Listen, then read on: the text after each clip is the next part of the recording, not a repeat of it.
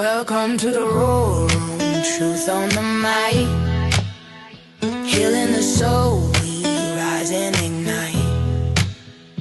Mind, body, spirit aligned in the flame. Roar Room tribe, we roar in our name.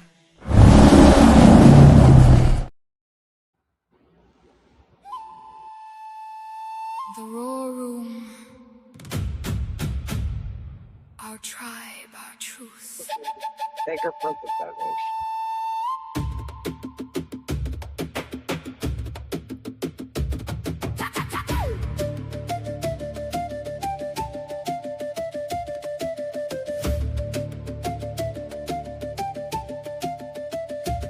The lights dim, the air shifts, and every heartbeat in this room starts to sink like a drum, calling its people home.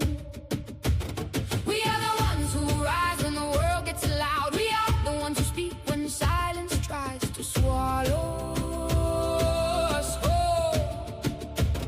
We are the ones who walk in with fire in our chests and purpose in our bones. This is our tribe, the ones who refuse to shrink, the ones who choose courage over comfort, the ones who know that truth isn't whispered, it's roared. So step in, stand tall, let the world hear what it tried to quiet. Because in this space, in the Roar Room, we don't hide who we are. We don't dim our light. We don't apologize for our power. We speak, we rise, we roar. Our tribe, our truth.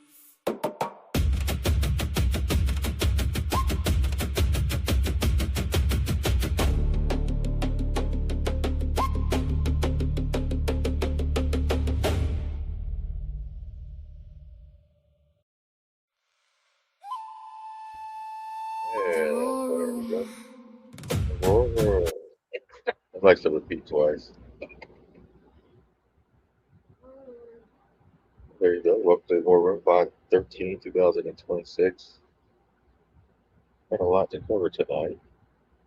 So welcome everybody.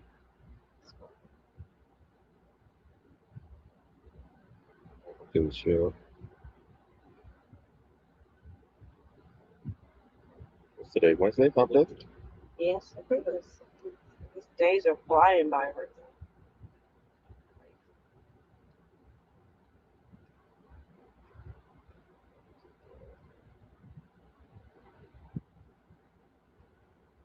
How was your day, Miss Nadine? I was good. Bud looked at me like we looked at each other to decide. It was fine. It just went by. Actually, it was 4 o'clock. I thought it was going to be like 11:30. So, KVB gave you a big donation. Yes, thank you. Thank you so much. Thank you, KBBA 68. Thank you, thank you. Thank you for bringing that up, Miss Nadine. Hey, Bud, hope you had a good day. Your mom give you any treats? Well, he's having his right. He's looking at my legs.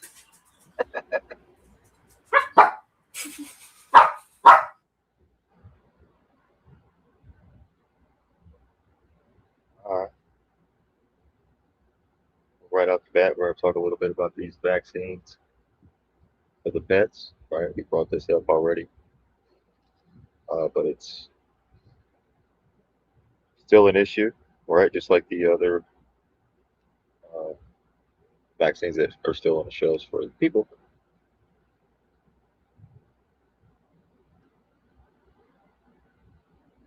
Right, younger and younger dogs and cats are dropping with aggressive, lightning fast turbo cancer, and holistic vet Dr. Judy Jazik is sounding the alarm. Toxicity in pet vaccines is triggering a full-blown cancer epidemic in our animals. Healthy pets get their routine shots and suddenly face tumors exploding months later. Now, Big Pharma is shoving the mRNA tech into medicine, and the cancer rates are skyrocketing even faster. This isn't rare anymore. It's happening to families, pets, left and right after boosters packed with toxic adjuvants and gene therapy garbage. Your dogs and cats can't speak, but you can. So stop blindly jabbing them. Question every shot. Demand answers. Protect the ones who depend on you the most, especially your babies, your children, your pets, their family, not lab rats for profit.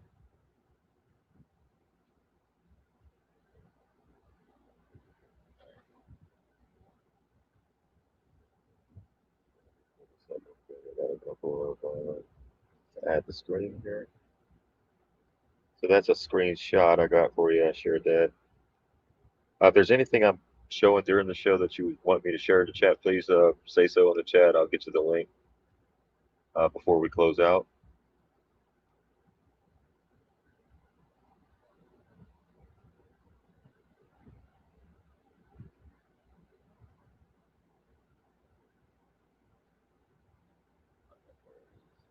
That's next. Down this way. Here we go.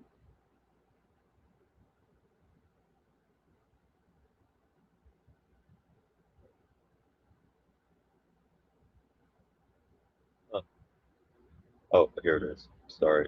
Oh, there we go. At that. All right. So they're killing our pets. This is from Valerie Ann Smith, and it could be spreading to you. The USDA quietly approved the Novavax NXT, America's first self-amplifying RNA vaccine for dogs and cats, rabies, feline leukemia, and canine flu. Vets across the country are injecting it, and most owners have no idea. 1,000+ pages of USDA FOIA documents expose the horrors. You got deaths, cardiac arrest, neurological damage, and strange masses and tumors on their pets, often within hours of the shot. I think that's what my neighbors had. They had the tumors and the stuff like that, right? This self-replicating mRNA can shed. This is the crazy part. This self-replicating mRNA can shed through bodily secretions, meaning your pet could be turning you into an unwitting vaccine recipient. Cancel the vet appointment right now. Refuse Noviac NXT. Your fur babies deserve better than Big Pharma's next cash cow experiment.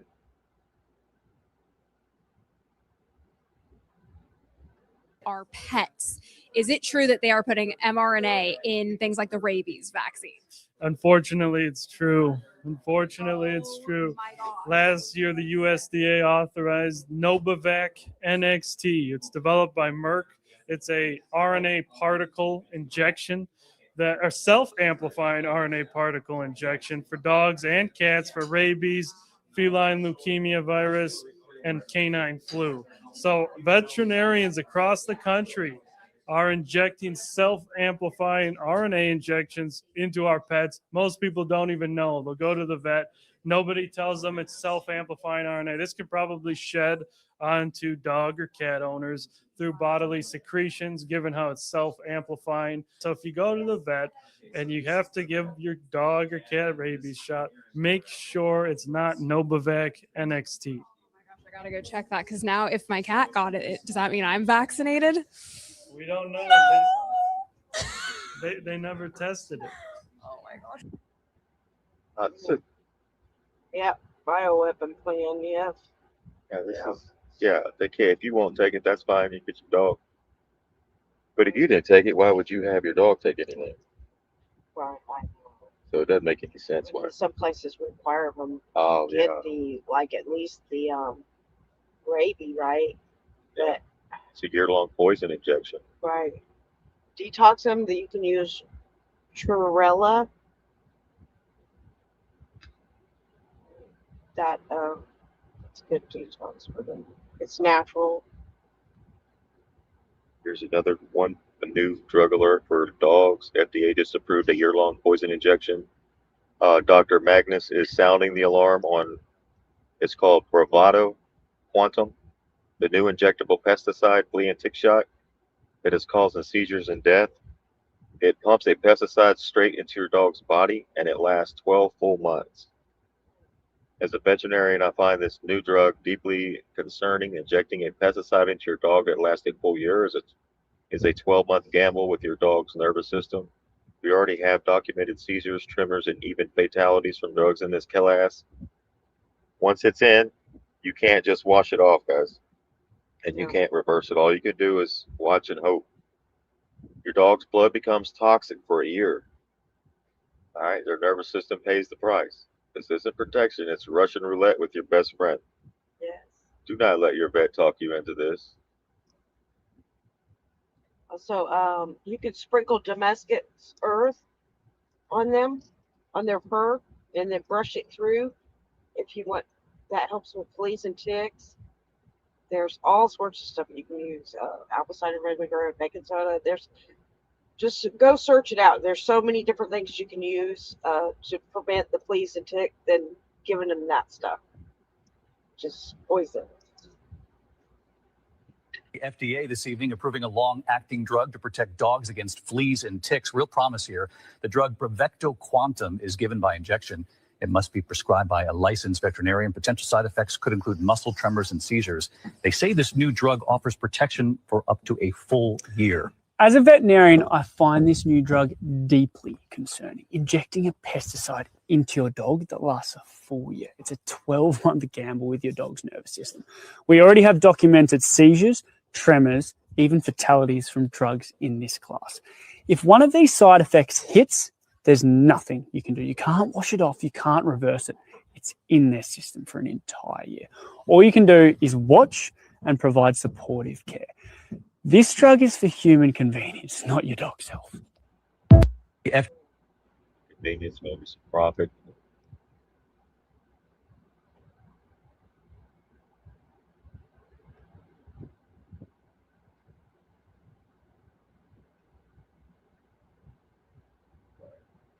All right, so we're going to switch it from our pets to the people. So this is from George Webb, investigative journalist, just up the river from the Hanta, Montana National Laboratory, the home of weaponization for so many Rockefeller viruses at the Rocky Mountain National Laboratory in Hamilton.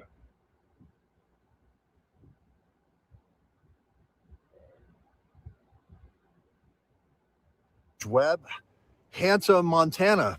Hanta, Montana. Hanta, Montana. Hannah, Montana. Hannah, Montana came to mind when he said it. And I was like, wait, is there a laboratory there in Montana where all this stuff is created? Okay, hello everybody, George Webb. Hanta, Montana. Hanta, Montana. Hanta, Montana, of course, is the hantavirus made in Montana. The hantavirus weaponized in Montana. At where? Just down this river, the Clark Fork, right? A little bit off the Clark Fork. The Hanta, Montana, the hantavirus weaponized by the Rockefeller Lab. We've been there many times. We've called it the Rockefeller Mountain Lab. The weaponization of yellow fever, influenza, coronavirus. We followed all the scientists that work at Hanta, Montana. I call the lab Hanta, Montana because they weaponized hantavirus. This guy named Munster, right? He also works with monkeypox. Also, there's a story saying he tried to smuggle inactivated monkeypox in right before this midterm election, force the mail-in ballots again, right? So monkeypox, and now we've got the Hanta outbreak on the ship, right? Plus we've got Neera Tanden of the Clinton Foundation meeting in Canada. Plus we've got David Axelrod meeting in Rome, getting the operatives together. These are all the Act Blue signatures, aren't they? For a live exercise, live exercise, like the song says, live exercise, live exercise. So that these are all the signatures with the Clinton Foundation, Podesta's assistant, basically, Neera Tanden meeting with all the Canadians. That's NATO, right? And then we've got David Axelrod meeting with the Pope. Of course, you got basically the people that are going to socially amplify that story, whatever comes out of Rome, which is Candace Owens, and of course Nick Fuentes are going to be amplifying whatever story is coming about Trump and about the elections. We'll see. But we don't have all the details, but we do know Hanta, Montana. We have been following the lab, so this is no surprise to us. We have been following the people. If you remember, the first person who took a picture, a freeze fracture diagram of coronavirus was Emmy DeWitt, the girlfriend of Mr. Munster. Munster is the guy who aerosolized coronavirus. Aerosolized coronavirus for who? Fauci, right? Where are they all from? Where is Munster and also Emmy DeWitt from? They're from the Erasmus Lab. Didn't they bring back Spanish flu, right? Didn't they weaponize Spanish flu? So these are the all-time Hall of Famers in terms of weaponization of various viruses. And they're right here down this river at Hanta, Montana. We'll be following it all the way to see what happens in these midterm elections and what happens with this live exercise. Okay. Live exercises, right? Simulation. Crazy. Hard.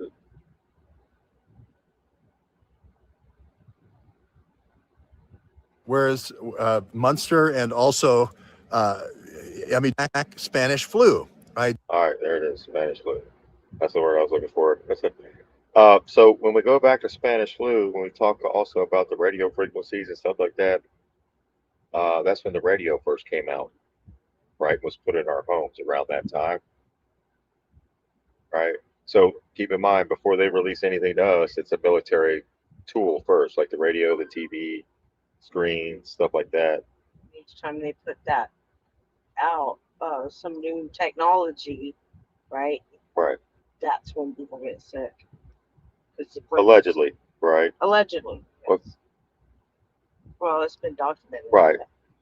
There's so many different factors. But yeah, the radio waves and stuff like that, the body getting used to it.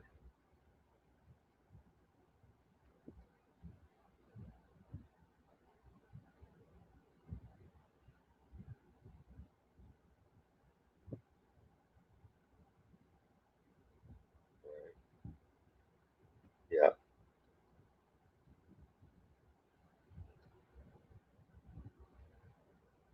I think this is it right here, Mr. Nobody. I think put this up. Let me see if this is the one. We got too many of these up. Give me 1 second here. All right, let's go into the next clip. We're going to be talking about, so that's Anna, Montana. That's the labs in Montana. You can go look it up. We got some of those research that are provided in the chat. Different links on the NIH, different.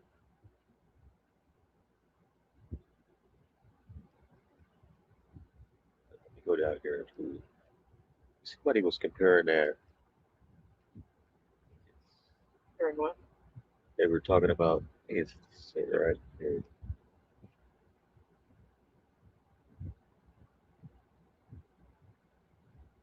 Oh.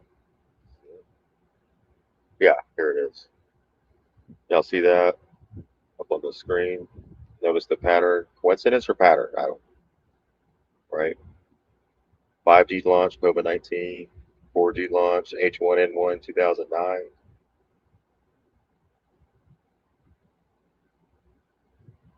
3G launch, influenza, 1998. 2G launch, cholera, 91. Then 1979, 1G launch, influenza again. The flu. The introduction of radio waves caused the Spanish flu of 1918. You see the pattern. Now ask yourself, every major leap in electromagnetic technology seems to coincide with like a global respiratory health issue. Right, some people waking up and their lungs are hurting, so they rush to the hospital and they went through the protocols and they put them on ventilators. Yes. That's what happened. Or they feel like their anxiety. It might give you some anxiety, which may sometimes high anxiety may feel like you're having a heart attack, right? They mistake that as not. They think they might be having one.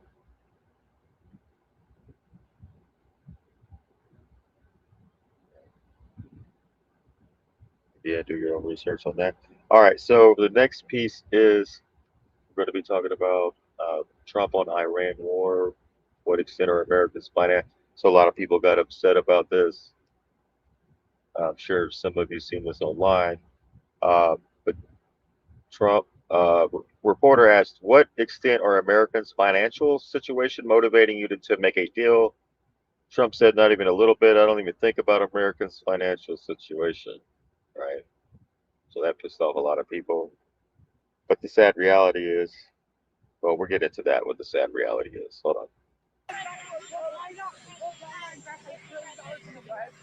When you're negotiating with Iran, Mr. President, to what extent are Americans' financial situations motivating you to make a deal? Not even a little bit.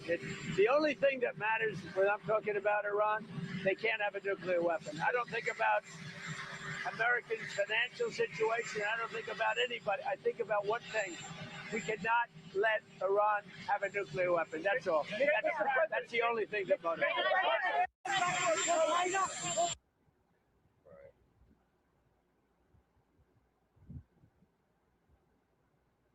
I am speechless. I can't believe he just said that. And he said it twice. I mean, when have they cared about our financial situation? Think about it. Never. So why are we shocked that he actually said the quiet part out loud? Right? Now it's just known. Right? And also, Iran doesn't have a nuke. Give me a break. Right? But Israel's building up theirs.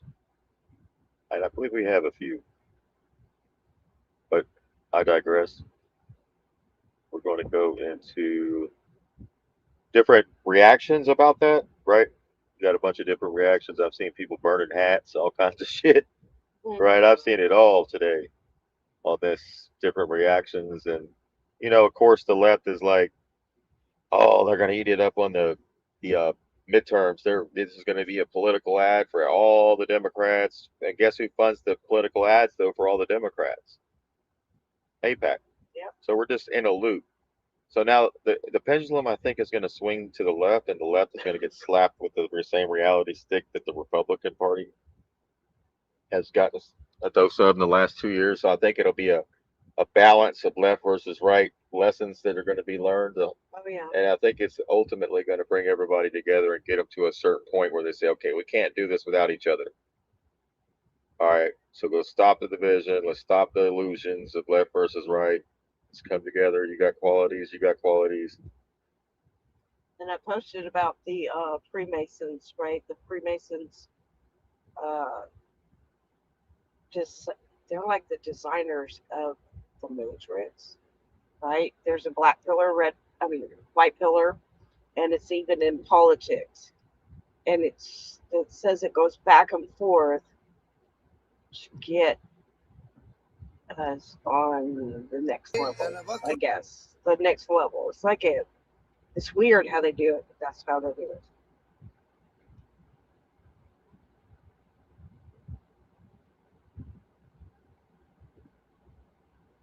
So we're going to get to AIPAC spends $18 billion in taxes to fund the genocide of 180,000 children. There you go. See somebody put it like what are those things they call those? What is that they got across the back? Now that's crazy. That is.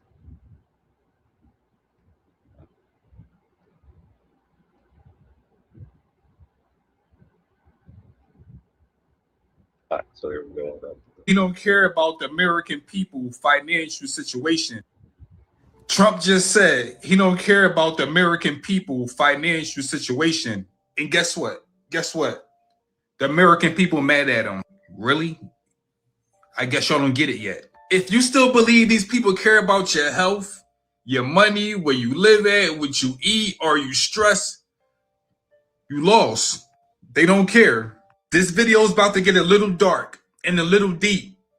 Stay with me. Question 1. Why do you think these people care about you? They are billionaires. This is not a country. It's a corporation. So when you work for a corporation, what can the president do? He can fire you. Remember his TV show? You're fired. Business, business, business, business. Oh, I get it. Y'all want these people to hold your hands and walk with you through the park. You want them to sit down and have a real conversation about life. It don't work that way. A real leader in a real country is supposed to make sure that their people are living well. Food prices low, mortgage prices low, rent prices low, food, gas, oil, everything low. But it's not like that in this country. Everything is high. That's because they're trying to squeeze every piece of energy or life force from you. So when these people say we don't give a shit about the American people, how they pay their rent, how they pay their bills, you shouldn't get mad. You should really step back and say, shh, I get it now. Why did I vote for these people? Everything is a repeated cycle. If you don't believe what I'm saying, go ask your grandmom or your great-great-grandmom, how was it when they was growing up? I guarantee they say, it was the same, baby. It just had different faces, different names, but it was the same policy. Exactly. Trump just said he don't care about the American people financial situation.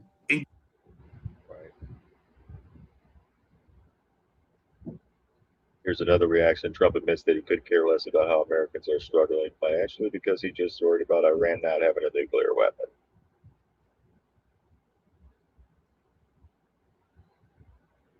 The leader of the MAGA morons, Dementia Donnie, Sleepy T, has just been caught on video saying that he don't give a fuck about the American people, about their financial situation. All he gives a shit about is Iran not getting a nuclear weapon. I shit you not. I've got the video and I'm about to. But what's funny is, well, it's not funny. It affects you too, right? While the left is laughing at the right, the left is paying at the pump too. So we're all paying it. So at some point,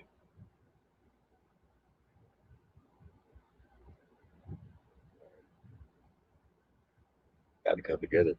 Come together.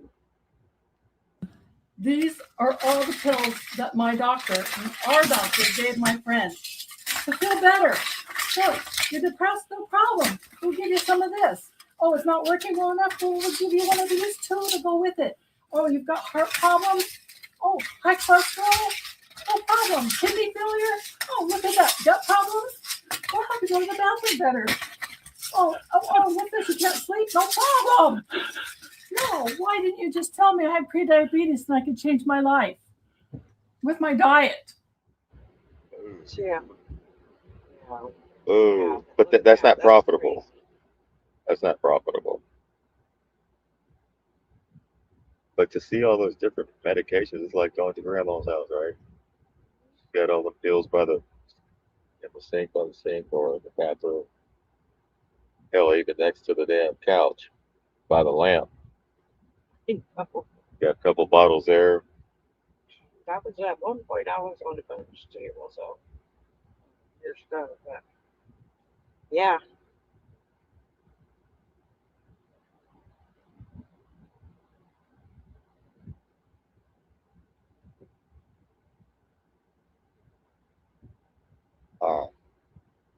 Here we go. So yesterday was a historic day as the very first detoxification protocol was published in the U.S. medical literature that gives people a chance to take this whole issue into their own hands and use natural substances to begin to help the body clear this very dangerous protein from its cells and tissues. And it involves 3 natural substances that are available over the counter at any type of online retailer or at a natural food store or pharmacy. And they are nattokinase, which is an enzyme that's derived from the fermentation of soy, bromelain, which is a set of enzymes derived from the stems of pineapple. By the way, bromelain is a U.S. FDA-approved drug as a topical treatment for wounds. And then the third is curcumin, derived from turmeric. The doses of nattokinase are 2,000 units twice a day, bromelain 500 milligrams a day, and curcumin 500 milligrams 3 times a day. The duration in this publication, and I'm the first author, so I'm the one to bring this forward, is at least 3 months. I think for people who have taken multiple shots, 12 months or more. So yeah. Solutions for that. We're just not talking about it. We're doing something about it. Knowledge.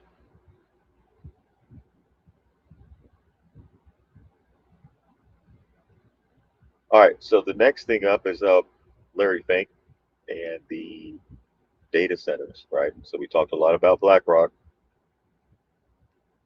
Right? So BlackRock uh, CEO Larry Fink declares a preemptive war against American citizens who fight back against his precious AI data centers, warning that people could use inexpensive drones. All right, so he's talking about maybe a false flag of a drone flying into a scenario where a drone flies into a data center already. So maybe so if he's talking about it, maybe that's what they're going to do. He admits that BlackRock will control nearly all of the AI data centers being built across the United States because the government cannot afford to fund them on its own. So we have to relook at all forms of security, quote unquote. Could it be domestic terrorism using a $3,000 drone? He's telling you right there. Many more things will have to be underground, he says.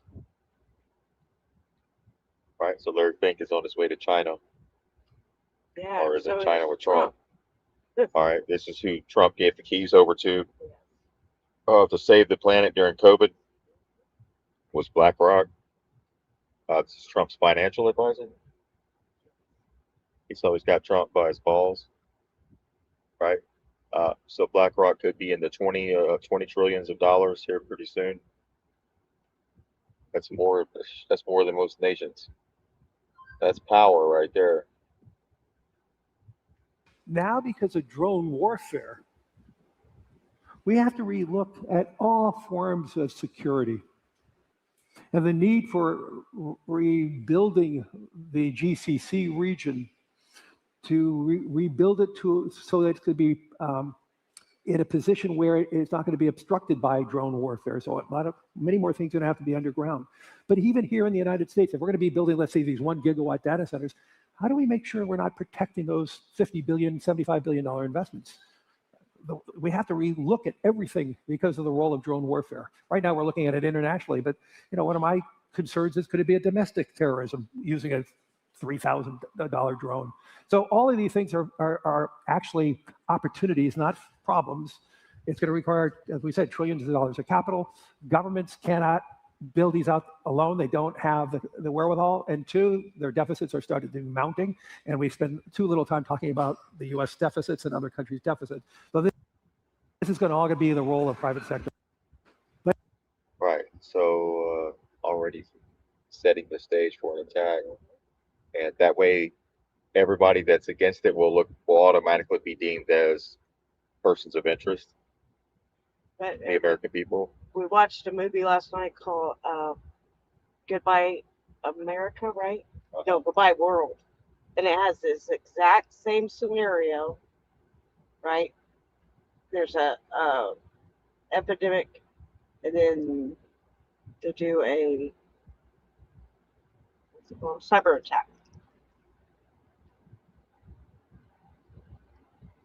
All right. So Ghost Shadow of Ezra also says that this guy down here is definitely not a human. Right here on the end, Shadow of Ezra.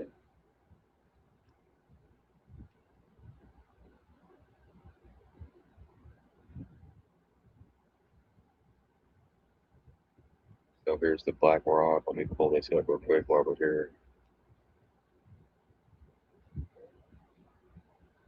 BlackRock CEOs call citizens domestic terrorists for being concerned about what they own every data center in America. So, like he says, we have to look at all forms of security. Could it be a domestic terrorism using a $3,000 drone? Many more things will have to be underground. He says they own the data centers, they control the infrastructure, they protect yet they profit while you pay for all this, and they call you the threat when you bitch about it, or when you not bitch about it, or when you speak up on it, which is what you should because you have the authority to do so. Did anybody who voted for Larry Fink? Nobody. So how is he being able to talk like this? They Did you vote for him, they Megan? all make those decisions. Anybody in the chat vote So for? they said that the president isn't the president; he's just the president of the corporation that it listens to all the other corporations.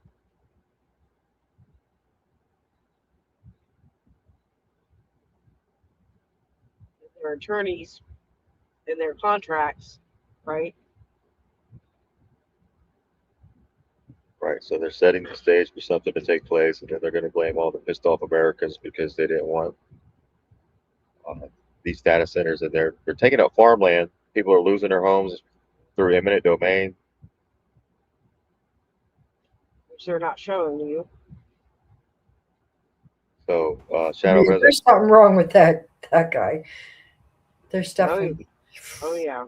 Yeah, he's a Jewish billionaire, Michael Milken. He's milking the shit out of us.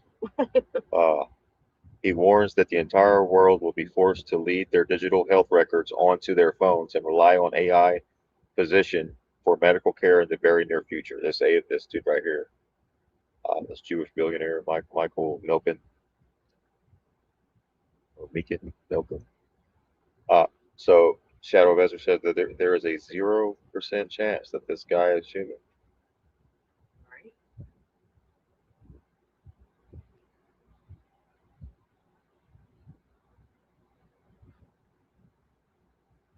So the true threat to America isn't a $3,000 drone. It's unaccountable power. That's it. That's what we're seeing here.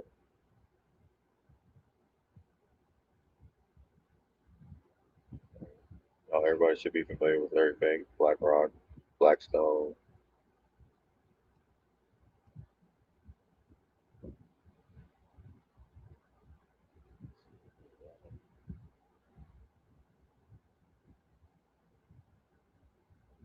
Yeah, because nobody voted in America voted for data centers. Nobody in America voted for AI. Nobody in America voted for Larry Fink. Nobody in America voted for surveillance capitalism. The entire fabric of our society is being changed without the will of the people, is the point. Without a vote. Oh, you voted? Oh, that's cool.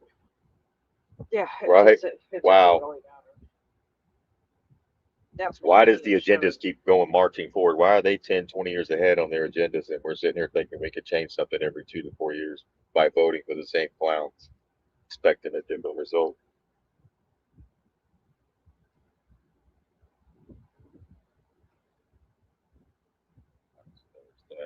Larry Fink, something about a false flag upcoming, maybe. AI rivals passer. Okay. So they got the railroad in the 1880s, the auto infrastructure in the 20s, the electric motor in the 20s, ICT 90s, telecom 90s, and then AI 2026. The annual change in investment as a share. The Dow right now, right? 15-page counterterrorism strategy vowing to kill American citizens that they deem enemies. Quote, "We will find you and we will kill you." Signed by President Donald J. Trump. And I want us to pay close attention. Who's he going to find and who's he going to kill? Straight out. Wait, that's like a terroristic threat. Who's he talking to? The White House publishes a new counterterrorism playbook that goes right along with what Larry Fink that targets U.S. citizens. Brian Daisy X, we will target you and kill you. Wow, this is worse than 8647 on the beach with the seashells. All right, so the United States counterterrorism strategy. If you don't like this and you say something about it, you could be on that list or flagged. Doesn't matter who you voted for, left, right.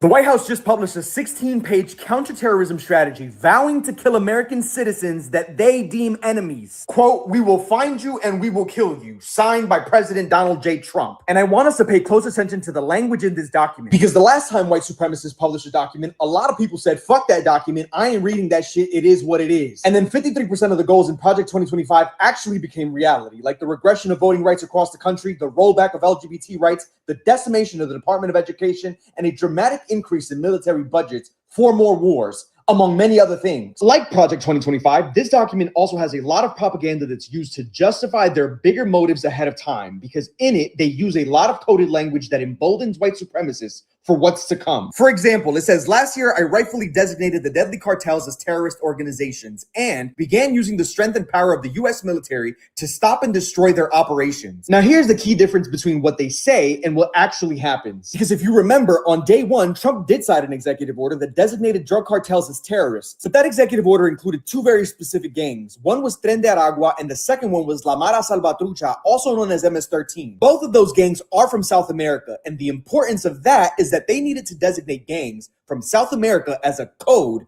to greenlight the racial profiling of everyone who just looks South American, using the lie that they are MS-13 to legally justify their illegal deportations even as US citizens. Because that's exactly what they did to Kilmar Abrego Garcia, the Maryland man that they illegally deported to El Salvador, claiming he was MS-13, where it was then found by a judge that he wasn't MS-13 at all. So now that we know that this is their strategy, who else are they coming after? Well, the counterterrorism strategy is specifically saying Americans have witnessed the political motivated killings of Christians and conservatives committed by violent left-wing extremists. Now, let's be very clear. That left-wing extremist label is a label that conservatives use to call anyone who disagrees with them. But then they go on to say, quote, counterterrorism activities will prioritize the rapid identification and neutralization of violent secular political groups whose ideologies are anti-American, radically pro-transgender, and anarchist. We will use all the tools constitutionally available for us to map them at home, identify their membership, and use law enforcement tools to cripple them operationally before they can maim and kill the innocent. They're talking about anyone who isn't MAGA. They're saying that they will deem anyone who isn't MAGA a left-wing extremist and un-American. Yeah, I've been called a Democrat, a liberal, infidel. I've been called Black pillar. What else? No, what was the last one? Oh, a communist. Oh yeah. I've been called a communist, so I'm already on the list, right? According to my own peers, right?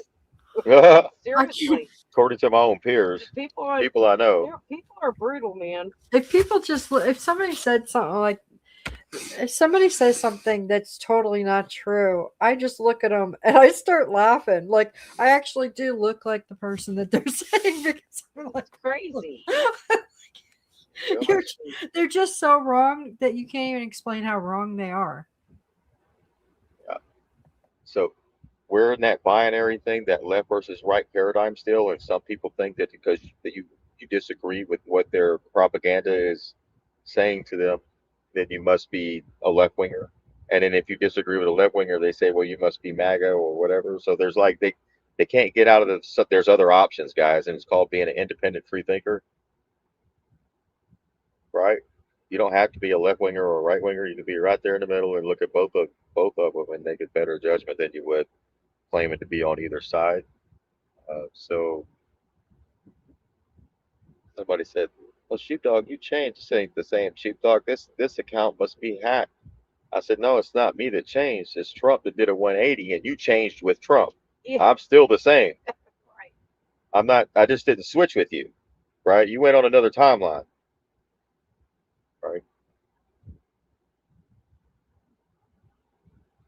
You're supposed to have principles, stand for something, or you'll fall for everything. Right. So here we are, this left wing. If you don't agree with their policies or whatever, and you don't think they're America first when they're really not, they're corporation first, as we can see. Trump just told you don't give a shit about your financial situation. We can't let Iran have nukes. That's Netanyahu's talking points. Netanyahu is not letting his ass go with this, right? This war. You want to see what want to complain? You need to go maybe send an email or some shit to Netanyahu. He's the president of the United States of AIPAC, right? That's who owns the corporation is AIPAC. Look at all the owners. Larry Fink. Look at all the and all your upcoming people. All of them are Jewish billionaires. Go look at all the upcoming people running.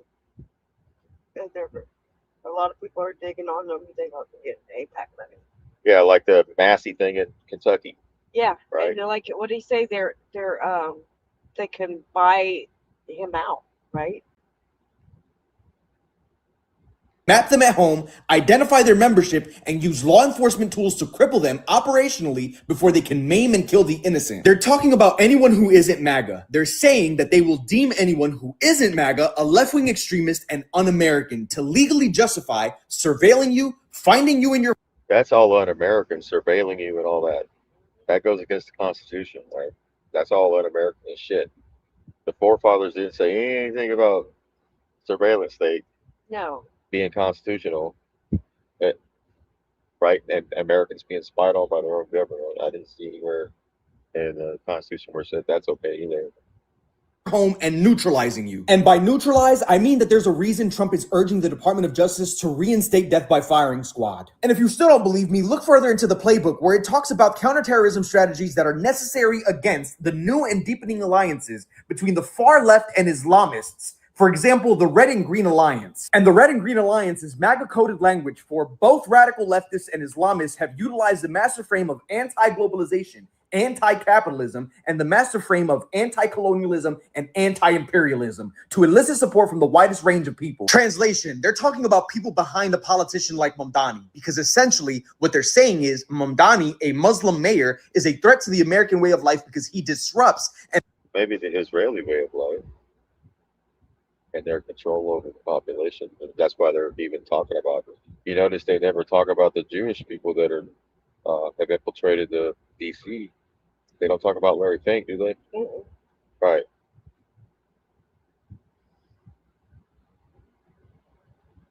So I know right where this propaganda is coming from. The Synagogue of Saint, right? The tiny hats. That's all this is. This right here came from that. This isn't United States. See that? All caps. Counterterrorism strategy. That's the corporation, guys. In your face. Even the White House, all caps. See that? That's not a country. It's a corporation. It's a business. That's what he said. It's just business. It's business. It's just business, baby. Nothing personal. Nothing Right? personal. That's what they say. Mob talk. Yes. That our intelligence agencies, our military, do that. What if I told you that our intelligence agencies, our military, and Mossad was getting ready to carry out something, a false flag attack on one of these old, outdated data centers, so that way they could label them as a national security asset, and people like BlackRock and Larry Fink were going to be predictive programming you, pretending like it was going to be domestic terrorism. Right. But So now, because of drone warfare, we have to relook at all forms of security and the need for So he wants to secure the data centers, but he doesn't want to secure your constitutional rights. That tells you what side of the tracks he's on here. Mr. Larry Fink, Trump's financial advisor. building the GCC region. That's in China with Trump right now. On a corporate getaway, because he didn't take hardly anybody from the government with him. All corporations went with him. We'll probably cover that in a little bit. To rebuild it so that it could be in a position where it's not going to be obstructed by drone warfare. So many more things are going to have to be underground. But even here in the United States, if we're going to be building, let's say, these 1 gigawatt data centers, how do we make sure we're not protecting those $50 billion, $75 billion investments? Yeah, fuck the property, fuck the people's homes. Screw the land. We're going to pollute the shit out of it. How do we protect these data centers? We got all the money in the world to launch turn these into like military bases with that kind of security, right? And then you won't even, right now, people are flying drones around and they're picking up the thermal heating coming off of these data centers. Have y'all seen that with the thermal? With the drones? No, it's just making me sick. This is right here. I just don't want to say something that can get us in. Yeah, this is kind of, I don't. Yeah, you got to practice that one. I know. Hey, you can say anything you want, but do not threaten anybody or anything. Right. Don't say you're going to harm anybody, even if you're playing around. Right. Don't do it. Yes, but You want to stick your foot up somebody's ass? Don't say that. Don't say nothing. they flag you. This is how you have to put the whole process of going through this is to Stay get in the middle of the road and watch it, and then be able to explain some stuff when something does happen. Huh. yeah, that's what's coming out of the data centers. It's a thermal. Oh wow. Can't see it right there, but that's what's coming up. The heat signatures flying up out of there. I thought they were talking about global warming. They sure aren't worried about global warming. They worried about global warming? No. Nah, the Climate funny change? shit. Yeah, that's what they use all that. That looks like their test tubes, bunch of freaks.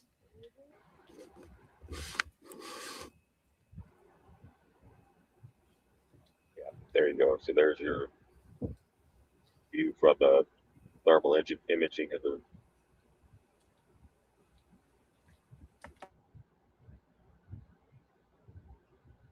There's nobody. There's maybe one dumbass in like the Newsweek comments when it comes to the data centers. So I have to go into at least like 3 to 5 different places to be able to answer all of the different authors. So there's usually like one person that's sticking up for them, and everybody else is like, no, and so it's obvious, it has nothing to do with any kind of voting or wanting or anything. It's just whatever they're going to do, which is really frustrating.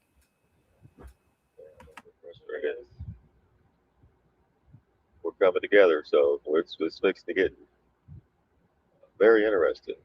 Right. There's a lot of things going on. There's a lot of things still that has to be unraveled. Pushed back. People united. Sorry, go ahead. I was running by that. Sorry about that, Miss Sheep.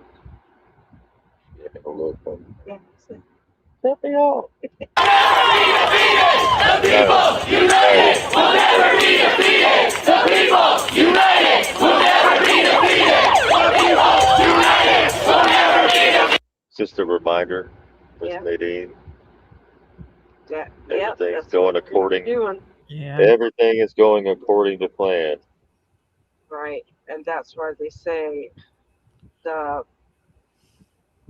sit back and just eat your popcorn. Right, that was to prevent that. See? and it works until we get pissed off at that. So the awakening is us realizing that is our discernment. That we the people are the plan. There is no one person coming to save us. We must hold everyone in power accountable. Yeah. I just had this like sense that there were a lot of people talking like this afternoon and tonight, like getting together. Like I don't know. It was an odd feeling to feel that. Yeah. There's a lot of people talking like, what are we gonna do? Yeah. Well, that's good. At least they're talking, good. Right? Yeah. That's when we come up with solutions. $1 billion investments.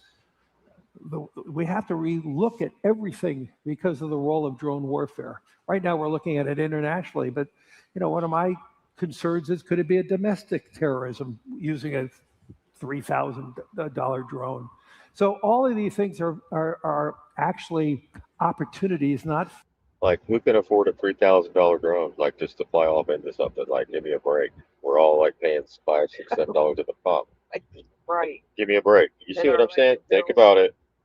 Who can afford a $3,000 plus drone? Problems. And then who would just destroy it, just so they can go to federal penitentiary? Right. Right. Come on. It's going to require, as we said, trillions of dollars of capital. Governments cannot build these out alone. They don't have the wherewithal. And two, their deficits are started to be mounting. And we spend too little time talking about the U.S. deficits and other countries' deficits. So this is going to all be the role of private sector. So sometimes when I feel like I'm just so dialed into the matrix, and sometimes I get ahead of myself, and sometimes we make predictions, And I think sometimes when we make these predictions about these false flag attacks, if we are loud enough and vocal enough, that it's going to be so obvious that they may or may not attempt to pull it off. And this is one of them, okay? But this one I think is absolutely guaranteed to happen. So these AI data centers, none of us want them, right? But yet our government is hell-bent on forcing them and cramming them down our throat. So how do you prevent the citizens from just taking things in their own hands, right? Well, what you would do is you would find one of these old ones that's maybe underwater or it's outdated. It's an old data center, if you will. Now, most people don't know the difference between these new mega AI data centers and these old data centers that have been in existence. But let's just say you have an old one and you're Larry Silverstein and you just take out $1 billion insurance policy on it. And then magically, all of a sudden, the thing gets destroyed by some citizens, some domestic terrorist, if you will. I personally think that Mossad in Israel is already planning to destroy, blow up, take down one of these AI data centers. That way, Trump can label them as a national security asset, and that if anybody touches them, it's like domestic terrorism. And then they can actually go and deploy the military and our National Guard into all these major cities and across every country and every state, right? You will see your government deploy your military into every single state across the country.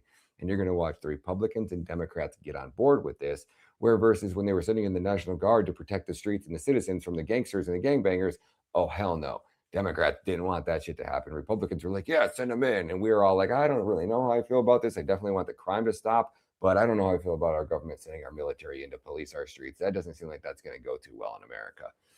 Well, these AI data centers, none of us want them.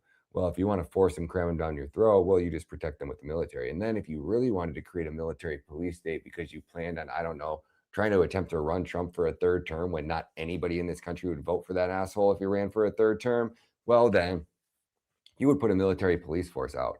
And it's all just too common that we have all of these AI data centers. We have the bird flu, but mainly the tick infection leading up to these primary elections, specifically the Florida primary election, which would be nice if there was some tick outbreak or a pandemic or whatever that locked everybody in their houses right before James Fishback was about to give Byron Donalds the boot, or maybe going into the midterm elections where we're planning on Democrats taking these things by a landslide. And I don't know anybody that's going to go vote for somebody like Lindsey Graham or any one of these sleazebag rhino Republicans.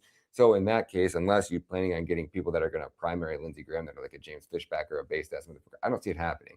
So I see all of the signs, and I'm not sure which one's going to play out and how they're going to play out, but the end sign being that America is headed to very dark times. It's guaranteed. So let me know what you guys think. What's the next false flag, do you think? Who do you think is going to fake assassination attempt next? Is it going to be President Trump or Tim Pool? Drop some comments below. Let me. So if you watch that movie, Goodbye World on YouTube, right? Their show it's like I said, that there's like a outbreak, and then there's like they declare martial law, and then they do a cyber attack, and then soldiers come to their house and want a quarter in their house, and they almost demand it. And the lady, she knows the Constitution. She starts saying no, soldiers should be quartered within time of peace, right? So they back off. Time of war. Time of war. So they back off, but gotta watch it. It's pretty good. It gives you a lot of information, and it's crazy because the person that comes on the TV, the president, looks like Obama. Now, keep in mind, Larry Fink and BlackRock own Trump Media, large positions in Trump Media. True Social, Larry Fink, BlackRock, Vanguard own portions of that. Right? DJT Stock, BlackRock, Vanguard disclosed large portions of Trump Media. This is from 2024.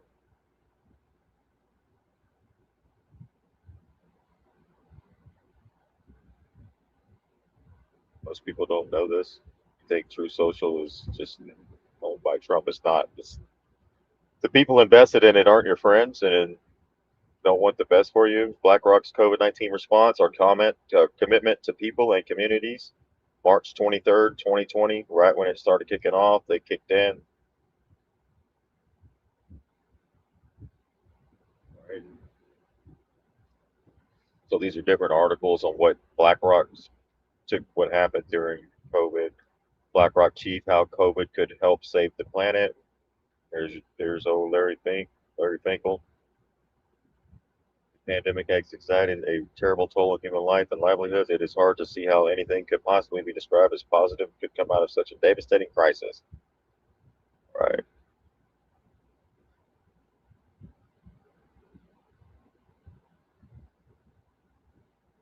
So they made big time investments during COVID, made a lot of money, pretty big wealth transfer. Yet he's calling citizens domestic terrorists, but not the people that released the bioweapon on the people during the scamdemic.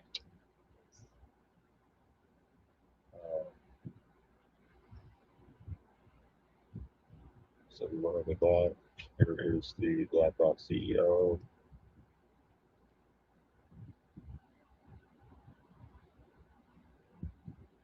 All right, so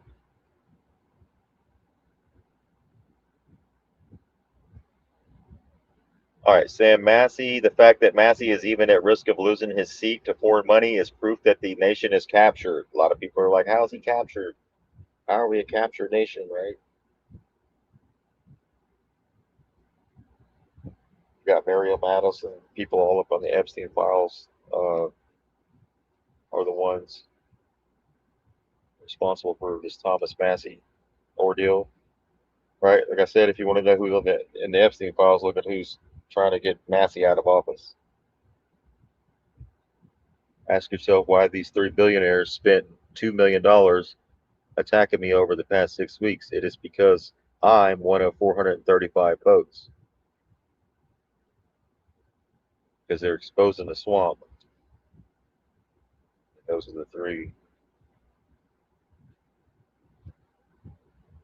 It always has been, and it always will be. It's where I grew up. It's where I met Rhonda. It's the place that taught us both the lessons that we need to head out into the world.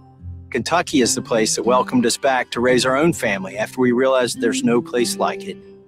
There are little towns like this all over the district, and it's an honor to be the one you've entrusted to fight for and represent you in Washington. If you'd told me as a kid that I'd been the one that got to do it, I'd have never believed you. But now, I can't even imagine not being the one who got to do it. So thank you for the greatest honor imaginable. It's beyond humbling you've trusted me. Our nation and Kentucky have enormous challenges and problems. But after every visit back home to Kentucky, and talking with you and holding my grandchildren, I'm more renewed than ever to keep fighting. I'm Thomas Massey, and I approve this message. And if you'd let me, I'd be humbled to have your vote and trust again to keep fighting for Kentucky. Yeah, so there's people driving from all over the country right now, heading to Kentucky to campaign for Massey, because they know how important that seat is. They feel if they lose him in that seat, then we're pretty much cooked. That's it. Right. So this is one of the most inspiring things I've seen in years. 30 independent creators on X with over 40 million followers are currently en route to Kentucky to help Thomas Massey defeat AIPAC. This is fucking still don't epic. trust him. Right. Yeah. Trust none of them. I'm not sitting here endorsing anybody right now. Like None of these. bad cop, good cop. Right. I mean, it could be, but it's hard to trust right now. Right. So we just sit back and watch this play out, and it exposes a lot of people and what they're for. They're willing to cover up for a bunch of pedophiles. Yes. In order to maintain power over the American population, us. Yeah. As their slaves, they're goyim. Right. Goyim no more. To their power. Right? Goyim no mas. 454. This is everything wrong with American politics today. This is what happens when a politician serves the interests of his voters, constituents, and the American people instead of the interests of billionaires and their pedophile friends. But I have a plan to stop it, and it's going to take every single one of us, and we're going to start right now because Thomas Massey needs our help, and he needs it today. Story time. 8 days ago, I was sitting at a lunch table in Washington, D.C., across from Congressman Thomas Massey, when he pulled out his phone, showed me a tweet, and asked me, "Miss Yancey, did you mean it when you sent this?" The tweet in question: "I will fly to Kentucky and bring every follower I have across every platform to fight for Rep. Thomas Massey. POTUS has grossly misjudged how done the citizenry is with bought and paid for politics." And the answer I gave him: "Absolutely, Congressman, what do you need?" He said, "That is exactly what I need. Can you help me?" Now, if you're not familiar with what's going on in the 4th District of Northern Kentucky, Right now, Representative Thomas Massey, an incumbent that boasts the highest approval rating of any member of Congress, according to voters across the United States, is currently fending off a challenge from a primary candidate named Ed Galrain, a guy nobody's ever heard of before, but Trump said that was fine because he just needed a warm body and Kentucky voters would vote the way he told them to. Now, all of that would probably seem fine if it was just a regular primary. Yeah, you heard her say that. Trump said that there's people that will vote. When Trump makes an endorsement, he knows there's several thousand people that just vote based on whatever Trump tells them to vote for. I've seen it personally in an interview today with a Trump voter. They were asked, "Why are you voting for Ed?" And they said because Trump endorsed him. And I'm like, so you're going to vote for Lindsey Graham because Trump endorsed him as well? Like, so Trump can endorse Satan and you wouldn't question it? Like, well, at what point do you do your research on these people that he is telling you to vote for? Like, when you start thinking for yourself, right? So that's the hive mind we're talking about. The hive mind. Needed a warm body, and Kentucky voters would vote the way he told them to. Now, all of that would probably seem fine if it was just a regular primary, but it's not. What's actually happening right now is that in retribution for Thomas Massey fighting so hard to release the Epstein files and back the victims of Epstein's crimes, these three billionaires right here that have zero ties to Kentucky have spent nearly $13 million in one of the smallest districts in the U.S. that currently has a primary to try to unseat Thomas Massey for refusing to protect their pedophile friends. Now, Representative Thomas Massey is very popular, so he's actually raised more than almost any member of Congress.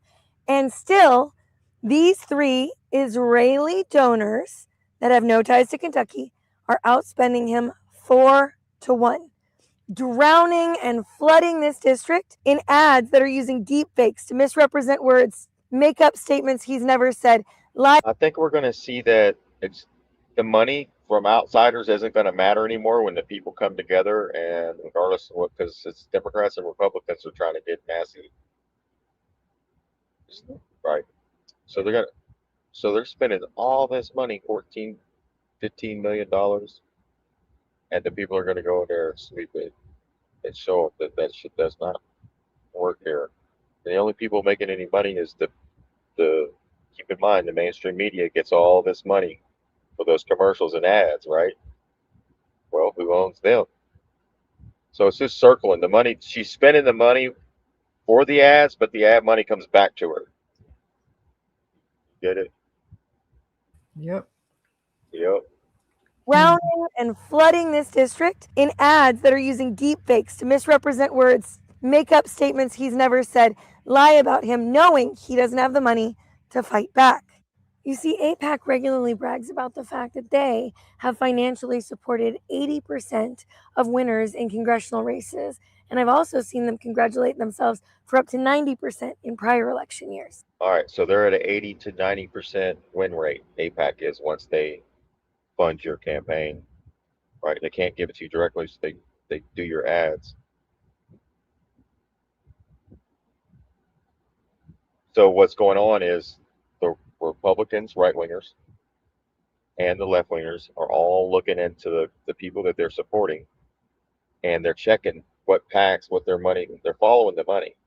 So everybody, they only got so much time with all these PACs before the people wake up and say, you know what, we're going to go for the candidates. They got to be new, no PAC money, no money, none of that. None of that.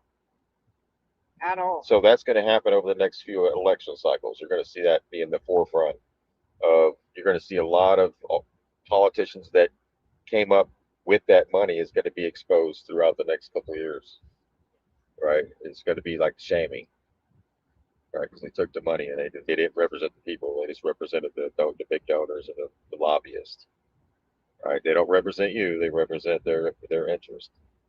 Well, that's got to change, and it's going to change when the people start taking note of how this system has been able to run for so long unchecked. Right, so this is really a positive thing for the future. Yeah, that this is happening now. At least you get to watch it starting to transition into what it's going to become in the future. But we got a battle on our hands, and you're going to be called. Some of you are going to be called terrorists. All kinds of different labels, communists, left-wing lunatics. You're going to be called all kinds of names. Especially online. Yeah. Just Seriously. giggle. You know who you are. You don't have to tell Oh them. yeah. Tell It's them to just. piss off. But if you're not thick-skinned, that could really Yeah, I just laugh at it. hurt some people that. I know who I am.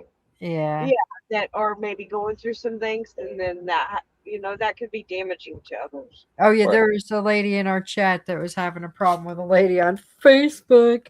And Yeah. it's like, there are some Looney Tunes out there right now. Well, they've always been out there. And they will bully you. And Yeah, they it's will. you just don't respond to the freaking nitwits. Just you report and block. I reported the person too. They can piss off all damn day. I'd rather see them get taken down. I give them a couple chances and then I block them. But I've seen this person before. I've had this. Got to educate. You don't Yeah. want to block them if they don't know. Like you want to No. try to educate if you can, and if not, then it's whatever. This is one of those Looney Tunes with JFK Jr.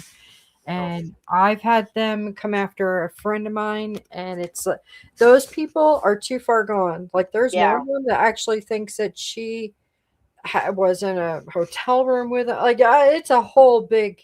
They are off their rockers. Like they seriously fell off of them. It's damaging. It's Yeah. very damaging. Yeah, and you can take it seriously. I mean, I've taken Facebook trolls seriously. Oh yeah, before. So that's why when I see them, just like nah. There are some people that are just beyond the help.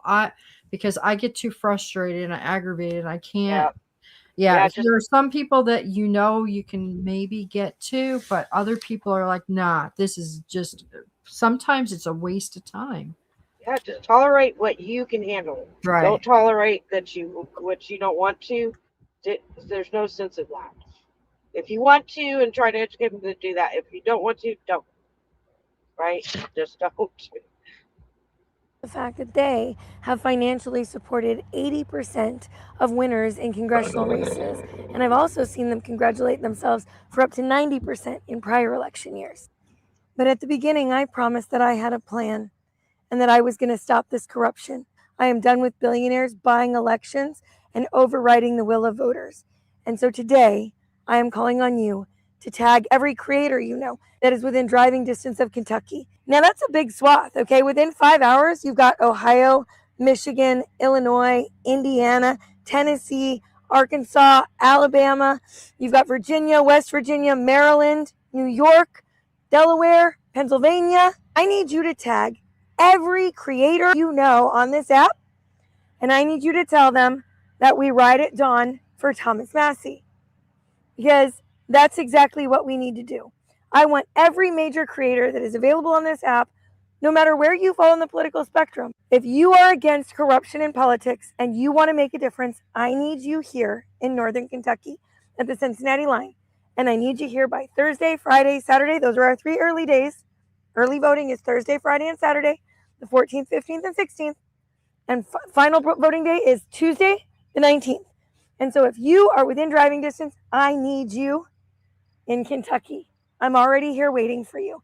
And I have about 30 of my closest creator friends, between us boasting 40 million followers.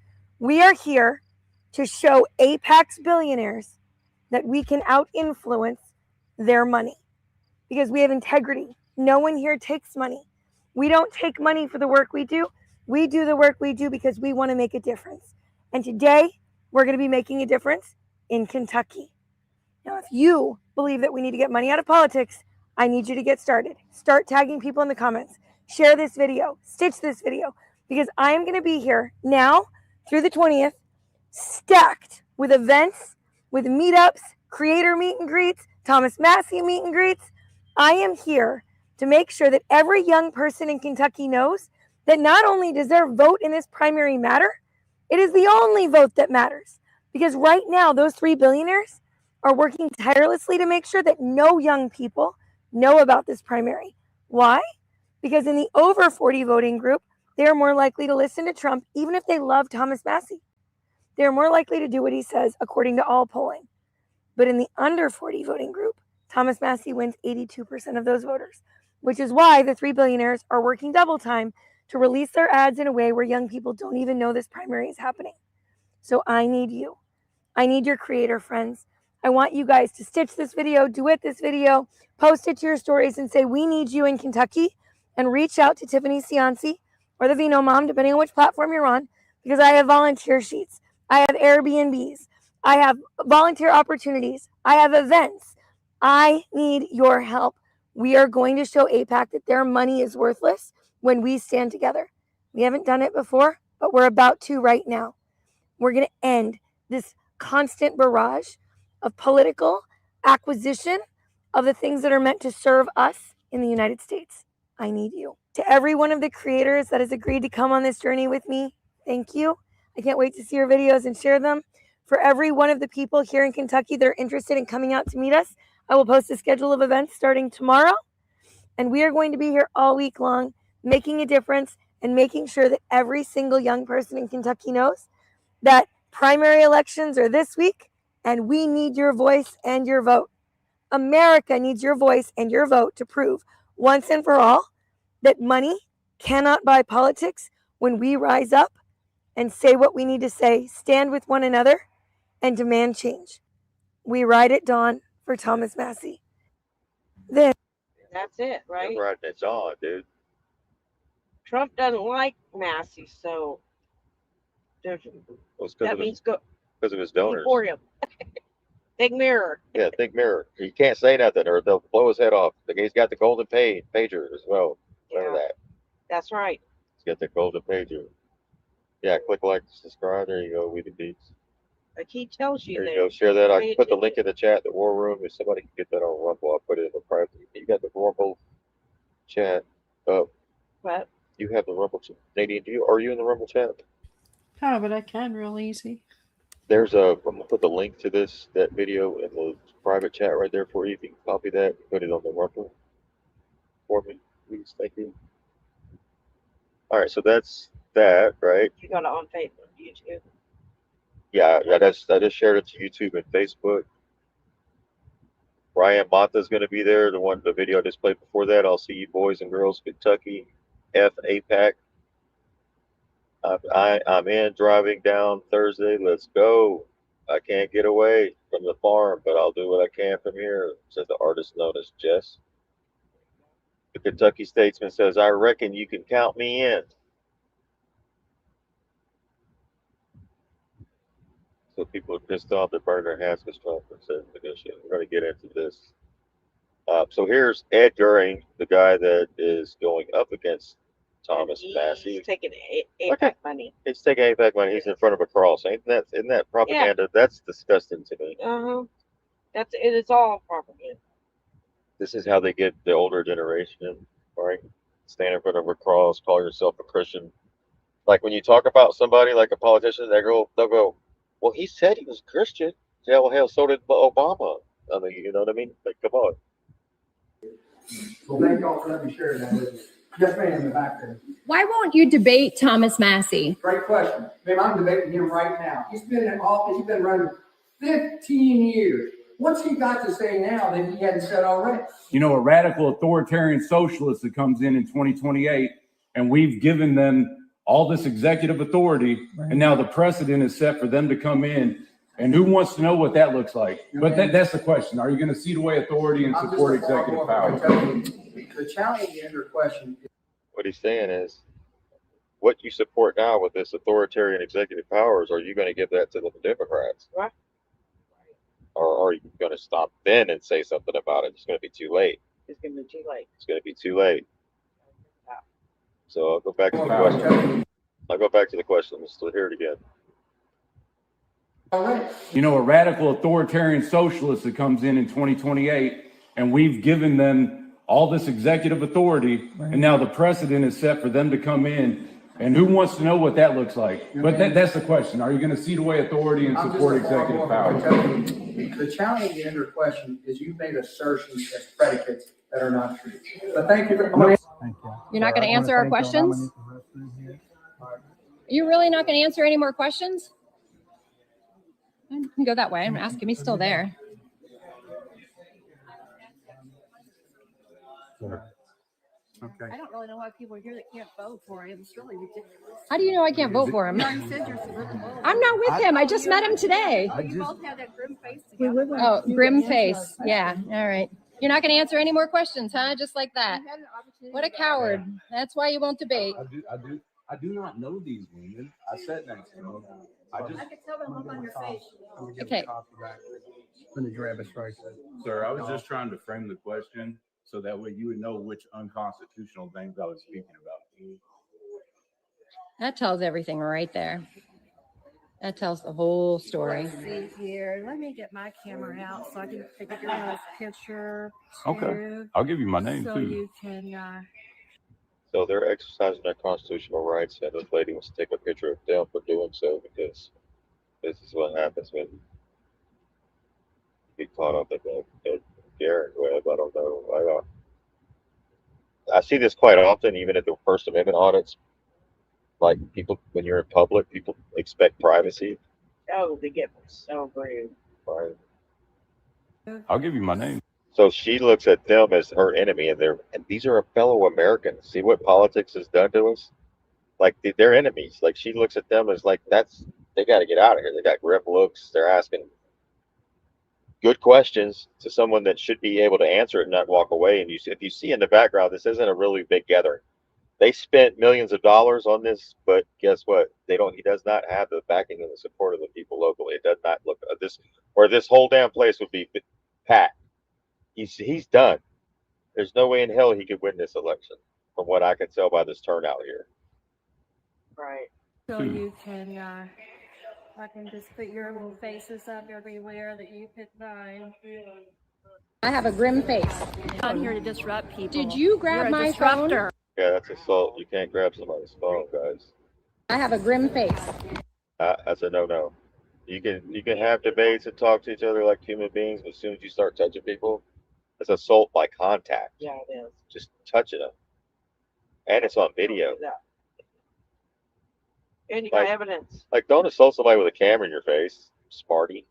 Right? That's not going to hold up in court too well. No. I'm here to disrupt people. Did you grab my disruptor. phone? Yeah, I am a disruptor. That's right. Did you just grab my phone? This woman is grabbing my phone out. Another cop standing in the corner. Back there. Security. Yeah, he got a security belt on. Out of my hand. He's just looking away, like, yeah. There's another cop over here in the back left corner. Are we going to do nothing about this? No, it doesn't look like it. They try to shut him up, but he wouldn't stay silent. Tried to shut him down, but the troop was on his side, and they couldn't keep up with him. So they got violent, and he can't stay quiet while truth is on the line. I'm back in Mappy in the race. I'm sick of the disgrace. I'm sick, and all the writing on the wall. It's time to take our country. Genocidal maniacs and snakes who seem to serve a different God and country than my daddy ever taught me. Tell me what's it gonna take to make America great if our country's run by pedophiles, Satanists, and gangs. Now they're buying up our states and they try to take away our humanity, but vanity will dig their own grave. It's not left or right, it's dark versus light. This is our time to fight for revolution. We're sick and tired of lies and funding genocide. It's alright to fight for a revolution. Fight for a revolution. Fight for a revolution. Fight for a revolution. My God, did it not just get hot up in this bitch? I spit fire when I talk. Some may call it hot like caustic, but it's not. I'm not the one blowing up kids and grandmas. I'm not that bitch. Double tapping hospitals and towns, not that country that's harboring pedos. You might think it's sensationalistic, but this is just what we're up against down to the state level. If a congressional seat in Kentucky can be so goddamn obviously by another country with no goddamn mutual morality, I guess that our reality is over. Your life is over if we don't send in the cavalry and take back a United States that our forefathers died for, the home of the brave that made America great back when we stood on our faith instead of bowing to idols and sending sons to their graves. There is a better way. It's not left or right.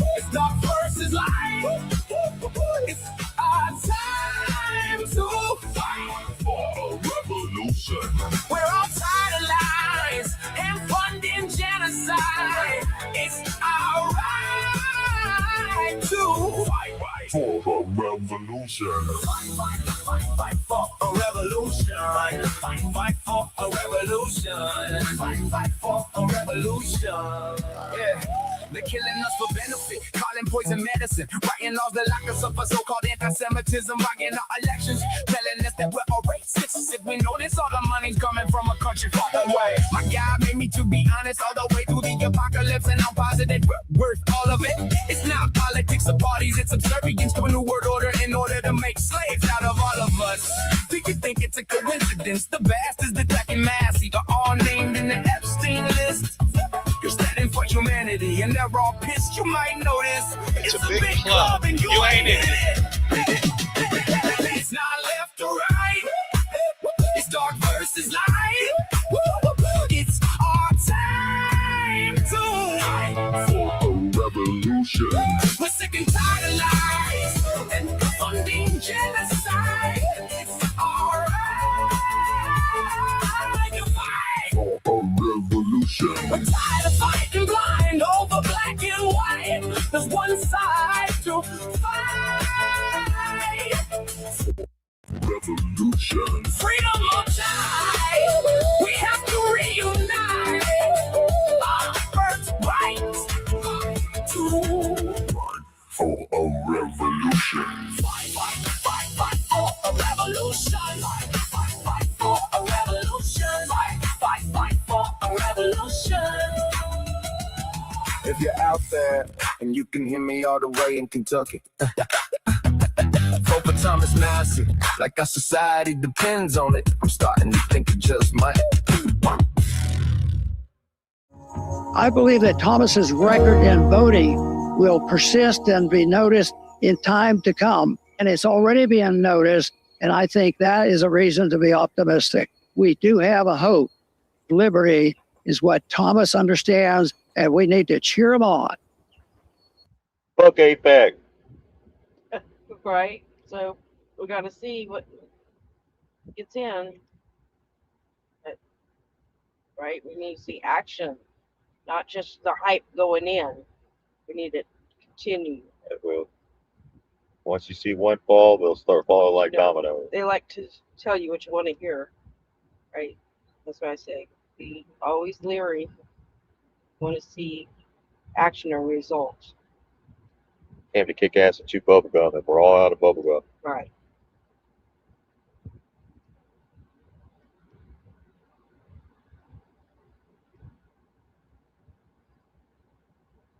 So that is, I put that in the chat, the link to this video. This is from Dan Snoop's The System is Down. Dissident Media presents For Revolution. Grassroots. Great.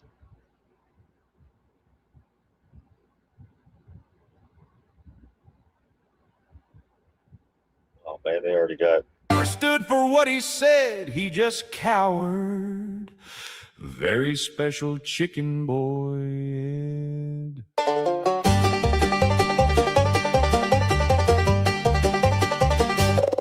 Now chicken boy Ed was an old simple-minded red with a chip on his shoulder and a slightly shrunken head. I swear I hear him mumbling something about the view. He likes to talk a big game, but he'll never ever face you. A total chicken through and through. He didn't know what to do when Farmer Tom called his name and said, I'd like a word with you. Chicken boy Ed ran scared because he never had a clue. He was just another sock puppet bought off by the deep state? Yeah. Ooh, chicken boy Ed had the president's hand up his ass, but alas, BB's hand was up his. Just a pile of sock puppets trying hard to end the world. A fist of politicians pushing chicken shit ideals. Then Farmer Tom got fed up with it and said, we need to talk. But the president said, keep your hands off my chicken boy Ed, chicken boy Ed. His only qualification is he wasn't already dead. Oh, chicken boy, you can hide up in your room, but the truth will always win.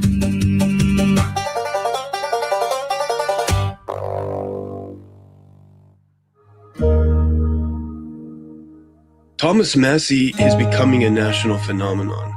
By withstanding the slings and arrows of an angry president and those sycophants behind the president, he has developed a following in the United States that is not Republican, it's not Democrat, it's not Libertarian, it's all of these and more. I mean, he has become a national brand through this baptism of fire.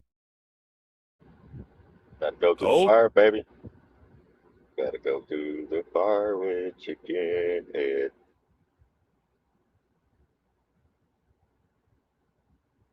Chicken head. That's a new one. The markets opened up to burning oil fields. Oil immediately jumped up over $100. Trump pissed his pants, came out and said, I'm going to calm these markets down. And Trump goes, we've declared victory. We're declaring victory over Iran. And they're like, the war's over? And he's like, no, but victory. We're almost done. The war's almost done. And the markets were like, oh, like you're pulling back here then, huh? And he's like, yeah, we're done here. So the markets respond, oil came down, and then Iran was like, the fuck are you talking about? We ain't done here. You called some music and we ain't done dancing. Iran says they're not done until Israel unconditionally surrenders. So then the markets reacted to that and oil went right the fuck back up because you can't just lie your way out of a fucking war. Like, you can't just be like, oh no, I think we're done now. And the other side's like, nah, dude. No, Iran says we're doing this no more. This all ends right here. Iran's putting it all on the fucking table. Iran has figured out the fucking game. And they know it's end it now or it just keeps on going on forever. This is Israel, the terrorist fucking state doing this shit. And if you're mad about just the lies you've gotten so far, wait till you find out how many casualties the U.S. military has suffered. Because they are hiding that number. You think it's just 7 dead? You think it's just 7 dead? Then you also believe that fucking the vaccine worked and didn't kill anybody. 135 is the lowest number of casualties, and it goes all the way up well over 1,000 from there. Nobody knows. All the military hospitals in the region around there, completely packed. The military hospital in Germany has emergency calls out for blood donors. They will not be able to keep a cap on all the injured soldiers much longer because it's not just 7 dead and no wounded. Like, that's not fucking possible. All of our Middle Eastern bases have been just fucking decimated. Like, they have that thing all on lockdown and they're censoring all that because they don't want you to know what a horrible fucking idea this was and how much American blood was just spilled for the synagogue of Satan. This is good versus evil, people. It's for all the fucking cards. And the sooner you figure it out, and like motherfuckers like, oh, you're gonna vote for camel toes? Fuck no, there's no voting for fucking camel toes. Those fucking morons that are still fucking playing this black-white, it's left or right, like, oh, you either support Israel or you support Iran. No, it's fuck the whole Middle East. Fuck the whole Middle East. Fuck the whole goddamn government that keeps lying to you. And if you're like, oh, if you think we wouldn't be in the same fucking place just with gayer, we'd be in the same fucking war if we had voted for camel toes. It would just be gayer. That's all this is. And like Trump just fucking lies to us because while all this has been going on, Trump fucking increased the production of glyphosates. So your Maha shit, that's out the fucking window. Investigations into the auto pen have been dropped. There's going to be no deep state arrests. If you're fucking still sitting out there, trust the plan. You need to fucking research Operation Trust, the Russian Revolution. I've known Q was a bullshit fucking psyop for the fucking longest time. Fucking years, right? You can just spot it. It's the Russian Revolution. It's the exact same playbook. That's how the Bolsheviks took over fucking Russia, right? And they did that by creating this fake anti-Bolshevik club. And they'd put out little pamphlets and they'd say, oh, we've got them where we want them now. Just trust this plan. We're having secret executions of all these communists and we're getting them rounded up. Don't believe the news. It's all fake news. And they got the Russian people to sit on their hands and do nothing while the Bolsheviks consolidated power. Trump is in on that psyop. Trump is in on it. And when he says, like, you know, don't talk about Epstein and fucking how he said, oh, why aren't there any arrests? And then Pam Bondi drops all the investigations. It's because Trump says one thing to us and he's doing the exact opposite. He said no more forever wars and no Middle East wars. He fucking lied to us all. The sooner you wake up to that shit, the better off you will be, because we got to move on from this shit and deal with the fucking problem at hand, which is a cabal of fucking ball worshiping, child sacrificing, Epstein loving motherfuckers. I'm pretty sure Jared Kushner is the new Jeffrey Epstein. Look at what Jared Kushner's doing. It's all the same shit Jeff Epstein used to do. He's just fucking drowning in money, and he's in the middle of negotiations. Jared Kushner is not part of the government. Jared Kushner has no business sitting and negotiating with Iran. What the fuck is going on there? He's Jeff Epstein 2.0. You think Jeff was the last one, the only one? No. Always said, prepare yourselves to learn some shit. Sometimes the truth hurts, and when the truth hurts, get mad about it. Don't be ashamed that somebody fucking tricked you. Be mad that a motherfucker lied to you. That's the fucking proper response. Hell yeah. These motherfuckers are not going to get away with this shit. It's not going to fucking happen. So this is the great noticing. Good luck to all. I'll see you in the trenches. Long live the Republic. Right, so go look into Operation Trust, right? And that's exactly what they wanted us to do, like I said, so we didn't push back. Right. And it worked really well. And whether the first part of Q, maybe somebody did get in there and try to give some clues, and then it got quickly infiltrated, which I think was what happened. It's like when you take the Bible and you interpret the scripture how you want to fit your agenda. Same thing with Q drops. Yep. You take that and say, oh, this, that. You can make it any way you want. And what I noticed was doing research on this, I noticed that some of these people that call themselves Anons aren't the original anonymous hacker group from that, which was where the Anon Anonymous came from. Anon has been hijacked by a bunch of right-wing Republican Party people that hang out at Mar-a-Lago, right? So an Anon would, in my opinion, they would research both sides. They wouldn't just fight for one side, left or right. Yeah. So you have blue Anons and you have red Anons. And it was not supposed to be political. Right. It wasn't supposed to be throwing QFS med beds and none of that was in there. Right.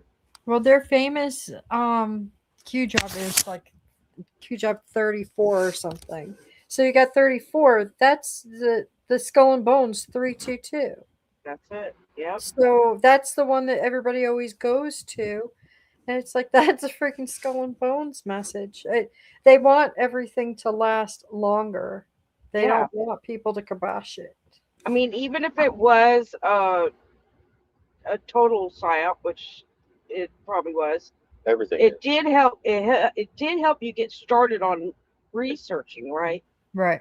They say trust yourself, think for yourself. That's the only thing good I got out of it is looking down different things. But it's graduating. You got to graduate from different levels.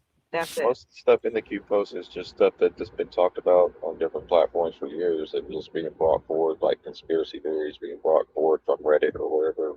Yeah. But the thing I believe and what I've been saying for years is that I think the plan is, I used to always say this, that we're the white hats. We're the people we're waiting on. Yes. We're the plan. The Constitution says we the people, right? As I said, there's no parties when you're talking about we the people.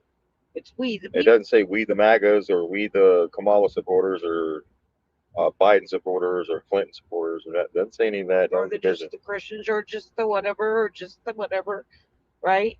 It's everybody. Right. So we're the plan. You're seeing that coming full force. It's beautiful to witness if you can spot it out, get through the noise and all the propaganda you're being shown and misdirection on TV.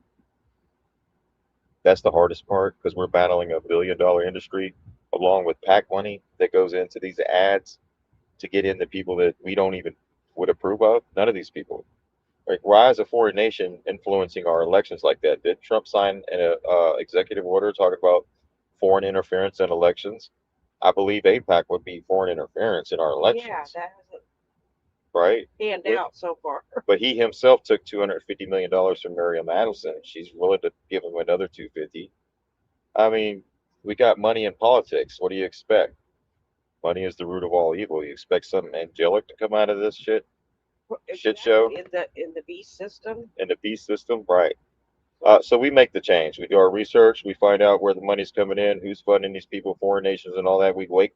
It's the great noticing. We wake up to that, and the solution is come together and make sure you get good people representing the people that you know that has been of service in your community for years. You see them around, right? They never get noticed. The person that's always volunteered in the community, helping feed the homeless, all kinds of shit. There's all kinds of people out there that you could pick from, right, in the communities. Small business owners and make them run. Small business, right? The people that don't want to run, you know, you come across them, right? You're like, man, you should run, Right. right? You should run. We all have that one person that. If they're wanting to question her, Yeah. There might be motives or incentives. Oh shit. Ed's like, hey, I want to run all of a sudden in Kentucky, right, against the guy that's trying to bring down the Epstein files that everyone voted for. right. Right. Anyways, let's continue. The crown remembers.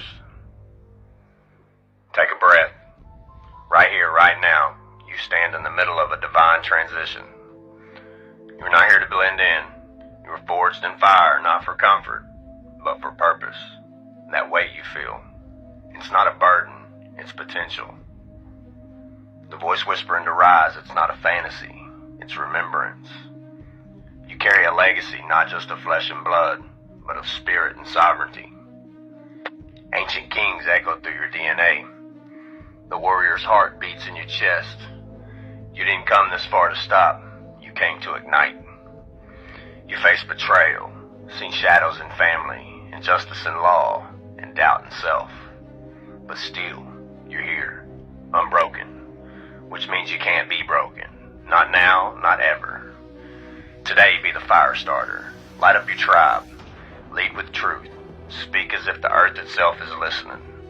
Because it is. Your life is not random. It's revelation. So get up, kings and queens. Adjust your crowns. It's time.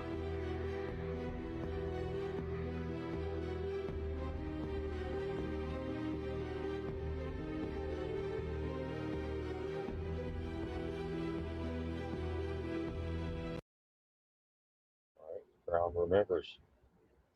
Crown shocking. We are.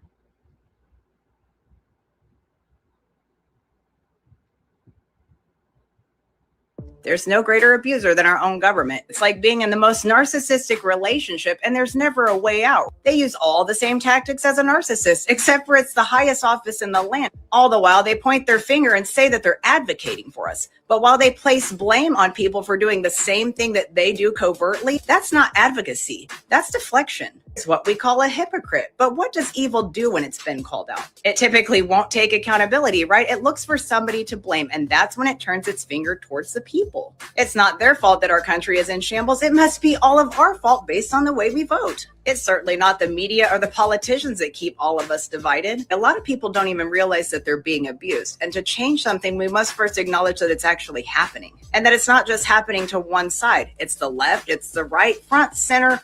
All of us are getting abused by this corrupt system. Giving the government forgiveness is like turning the other cheek. You're simply going to keep being hit. The worst fear of a narcissist is that everybody will get together in the background and start comparing notes.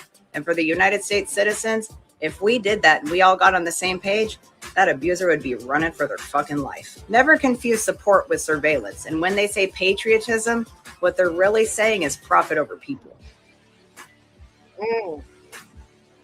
POP, baby. You down with POP? People. Profit over. Always trying to profit, ain't there? They're the false prophets. Yeah.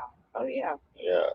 They use patriotism, all sorts of things that sound good, right? To get the hype. Yeah, get vaccinated. Save your neighbor's life. Don't listen to that crap no more. This song right here, this isn't entertainment. This is exhaustion. This is years of people sacrificing everything they had because they believed something was changing. We were told help was coming, told justice was moving in silence, told to hold the line while our lives burned down around us. And after a while, you start looking around at your town, your family, your own life, and you realize nothing changed. Same corruption, same abuse, same lies, same people still standing over everybody else thinking they're untouchable. Meanwhile, the ones who spoke up, the ones who sacrificed, they're isolated, alone, broken apart from everybody they love. And eventually you start asking yourself, was this all a setup from the beginning? Were we divided on purpose? Were we isolated so we could be conquered one by one? This song is for everybody that's tired of the talk, tired of the promises, tired of waiting on someone else to do their fucking job. This is the setup.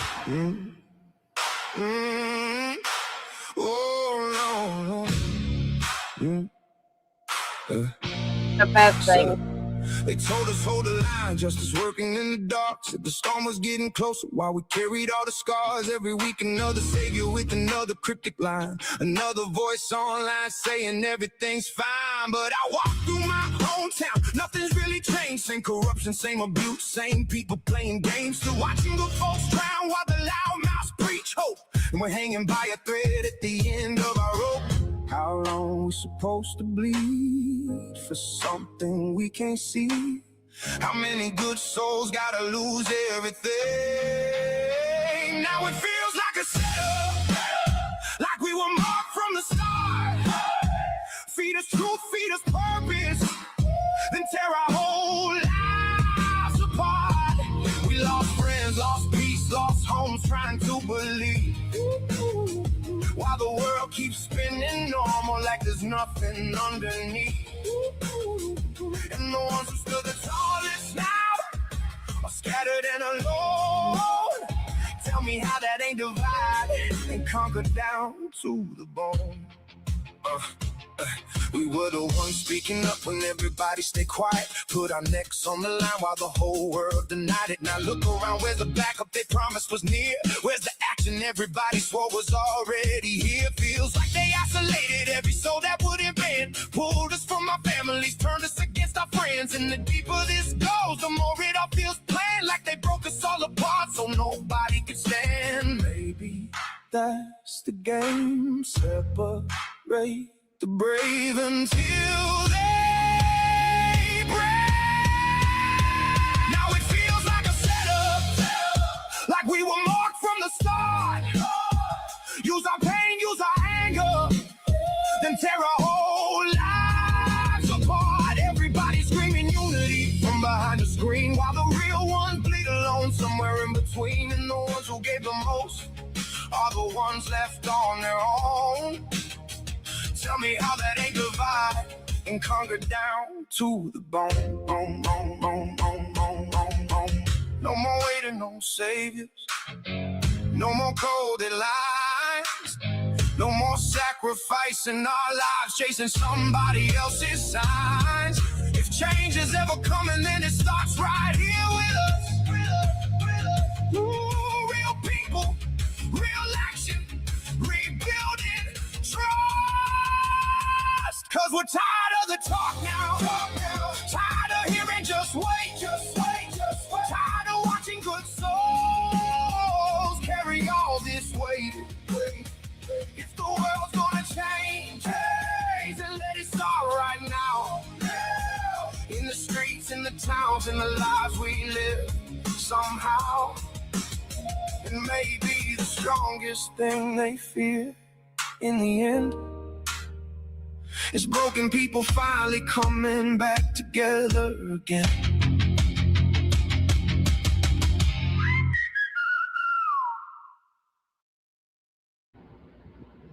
What's up, America?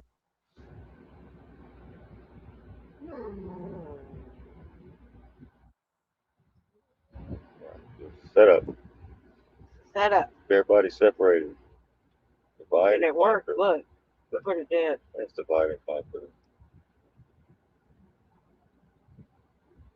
billionaires are building data centers to power artificial intelligence that will replace our jobs. And the U.S. government is doing it for mass surveillance and war. Oh, and they're building the data centers over farmland to reduce our food supply since the AI robots won't need food. Are you awake yet? Their plan is to replace millions of us with robots to usher in their AI techno-capitalistic dystopia.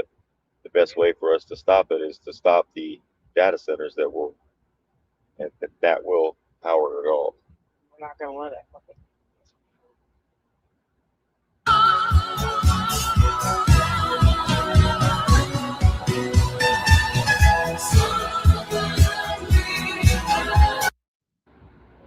So the next thing we're going to talk about is QFS for a few minutes here. Let me get to this. This is for, did you send this to me, was she? Right there. It's a channel from Michael on John on North Carolina on Facebook.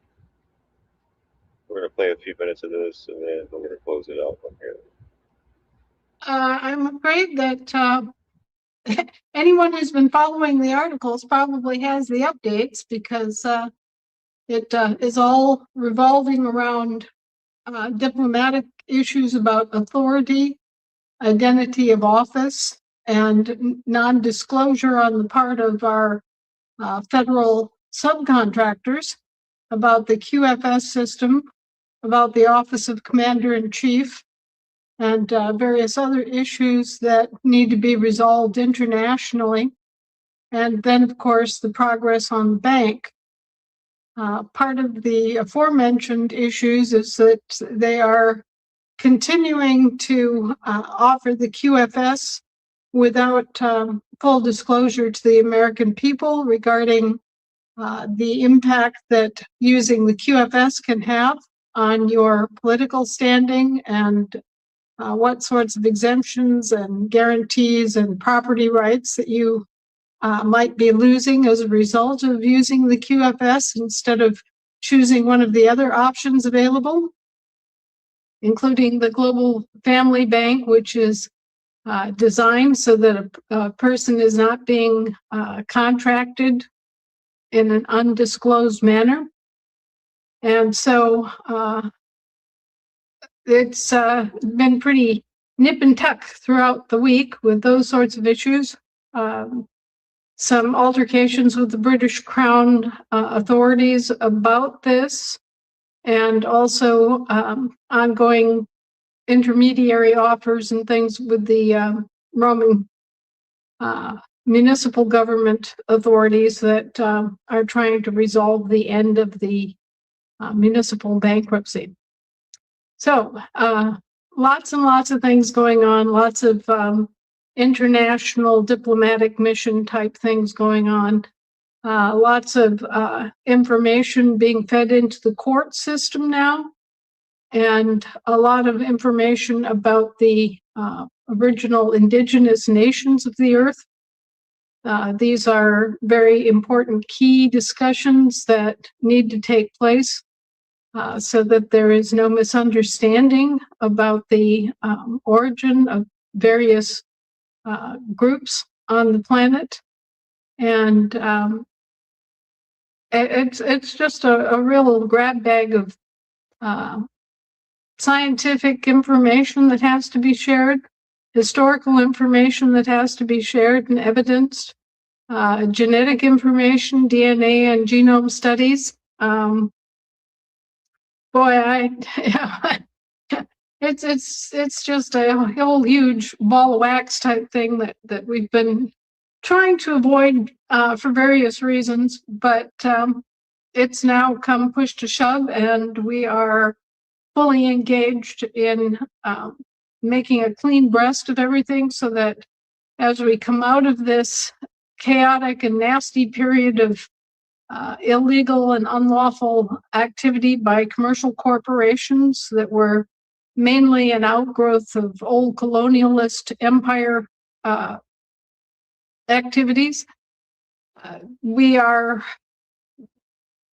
also facing the mop-up of what we call the last gasp of the war in heaven, where we had to come in and get rid of 200 fallen angels, for lack of a better explanation of what they were. We did locate the new capital that they had set up for themselves in the Ukraine. They had set up a new capital with the 200 seats, and we were able to identify all of those individuals all over the globe, and all but 10 of them are in custody. So we have either already shipped them off or we are getting ready to. So these are the entities which have been the source of the disruption and wars and profiteering and, you know, the pandemics, all of it. It all leads back to them. And so we've been able to cut the head off the snake, so to speak, and we're closing in on the rest of them as we speak. And we very shortly will be having a very special tribunal to review the activities and the the ringleaders that were responsible and the reasons for the conflict and everything else will be coming out in a actual tribunal. And so I expect there will be a lot more information coming out into the public now from many different sources. And I'm just hoping that people can step back and put together information that they already know to fill in the blanks and to form a true and coherent picture of the development of this planet and the different groups of people that exist upon the planet and the respective roles that we were meant to play. And so anyway, it's a whole new world, folks, and it'll take some getting used to, and it will take some soul searching on everyone's part. But I'm confident that we have the tools and we have the goodwill to make it work. And so don't be afraid of it. Don't allow any panic to set in. It's nothing to be panicked about. It's just additional information, I guess is the way to put it, about situations that that you simply weren't ever told about. Okay, so you will now have more information about things that you have sketchy information about, and you will get a better insight into what should have happened on Earth and what didn't. And especially you'll get a clearer insight of what happened over the last 300 years, which, you know, it's been a particularly evil time in history. But the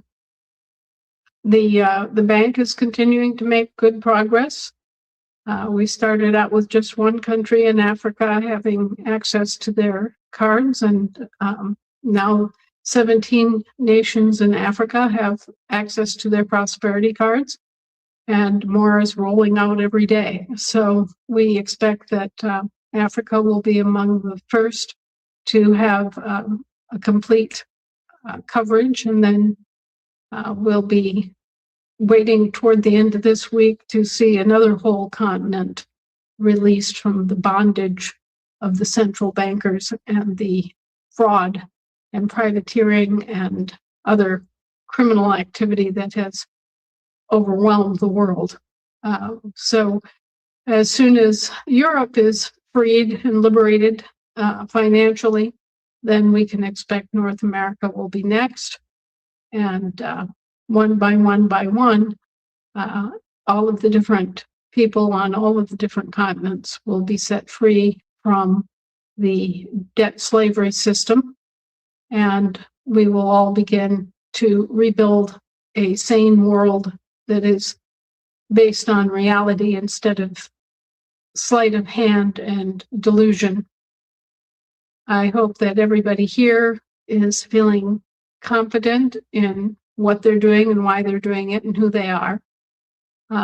It's been our aim from the very beginning to bring you along in a higher understanding of how important you are and how necessary it is for you to develop the attributes of discernment, to be able to recognize good and evil, to use your Shinola sensors, as I call it, and to begin observing the world, to come to better decisions about what you need individually and as families and communities, as states, as nations, as countries, and ultimately as the entire world, the planet Earth here. We're all part of it. So we are engaged in major diplomatic issues that have to be resolved. We are bringing forward scientific discoveries that underlie our evidence and the reason for these discussions. And hopefully coming out of it immediately for this country within the next few weeks will be a reopening of the government and the reestablishment of a clear step-by-step history that everybody can understand. And at that point, then we will be looking at a vast effort to educate and to bring home as many Americans as who want to come home. And I want to stress that anyone who wants to be a British subject is welcome to be a British subject. We're not trying to tell anybody what their political choices are. If they want to continue to give up their private property rights and allow the king to use their assets as collateral for him to borrow against and run his government, that's just fine by us. We really are not taking a position trying to influence or prevent anybody from being a British subject if that's what they want to be. However, we are insisting that full disclosure be given to all the Americans so that they know what they're losing when they agree to assume or adopt the character of a British subject. And so that disclosure is one of the key elements that we are arguing about right now, and that is that an American, even though they were registered improperly via the birth certificate process as British subjects, they can go back and they can reclaim their infant descendant estate as an American.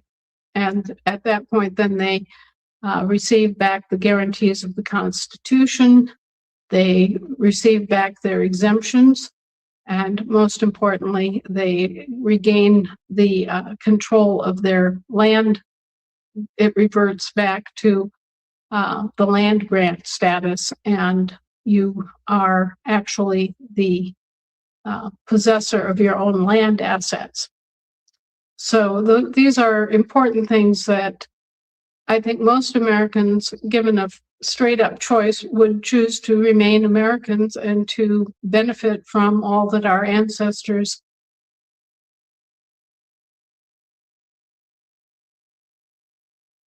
won in the revolution. But at the present moment, that is not being made clear by those who are offering the QFS system, which would then create another sea jurisdiction contract that would give them evidence that you were a British subject. And that isn't being made clear. So I'm making it clear to everyone tonight, if you use.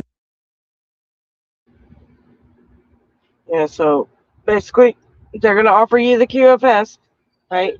It might come with some bells and whistles and sound good, but you're going to actually recontract with them, which, right, like she said, you will be a British subject under the king, Still have to pay taxes, lose your property rights, so on and so on and so on. Everything that we found out that we had, you will get all back. Because this is your chance to break away from that, right? So, like she said, there's going to be a world bank, a world family bank, which, like we talked about a while back, you'd be your own bank, right? Go back to constitutional monies, gold and silver, right? So you have to make a choice. But like she said, they're not disclosing that to the people. So this is an attempt to get it out there.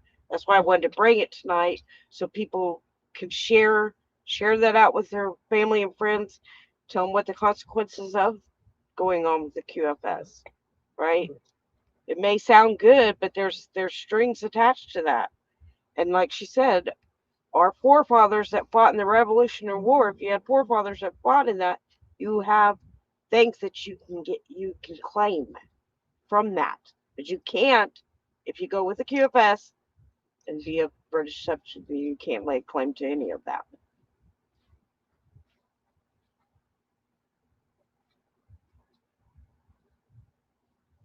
All right, so we got that. So I shared that in the chat also earlier. If you need me to share it again, I will. But it's about 3 hours long, right? There's also what she was talking about is they have scientific DNA to prove who are the Native Americans, right? Which they've been putting off because of could cause issues. Because there's several people claiming, there's several groups laying claim this will solve all that, right? And everyone will know that mystery, right?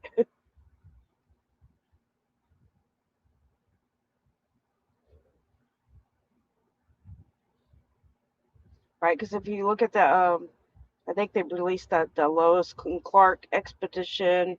They did, they pulled the stuff that they found with it, and now they have the DNA from the bones that were there. Don't forget the Shabbat 250s coming up with NASCAR.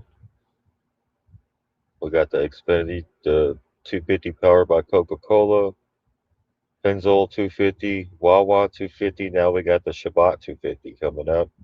Is it this weekend? Is the race? Well, I mean, let's. Does anybody know when the Shabbat 250 is, Nadine? No. Is it called Shabbat, really? Or you Huh? just said that? It's NASCAR, ain't it? Oh, the NASCAR. You got the Cabo Wabo 250 right here, Xfinity NASCAR.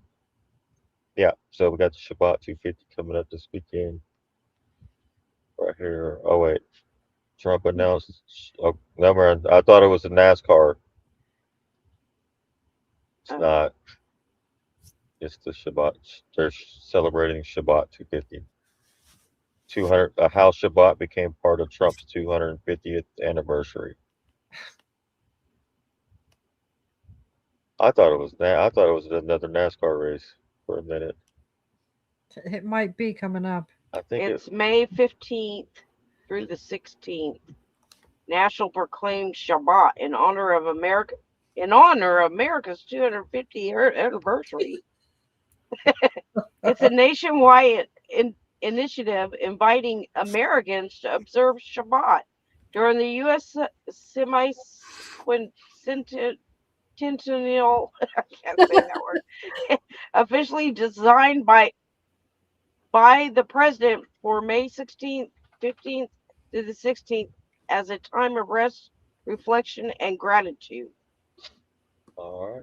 These times follow traditional Jewish Shabbat observance. Yeah, Shabbat 250.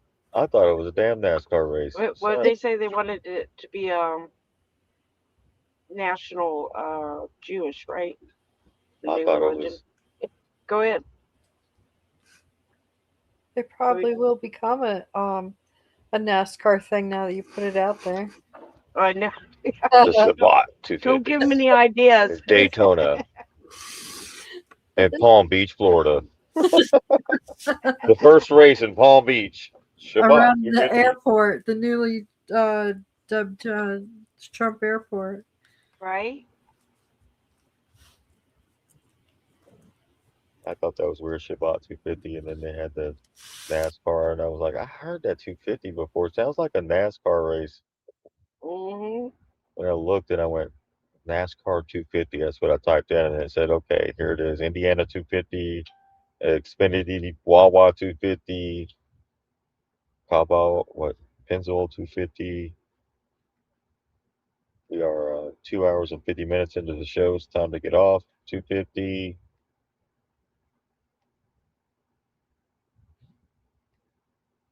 And that's all we got for tonight. Thank you all for joining us. I go down some more stuff, but that's too late. So we'll cover it on the next show. But a lot more stuff. I got a couple more hours of stuff, but as you can see, my dog is letting me know it's that time. Yeah, she knows when it's time. It's funny. Have a good night, everyone. Night, everyone.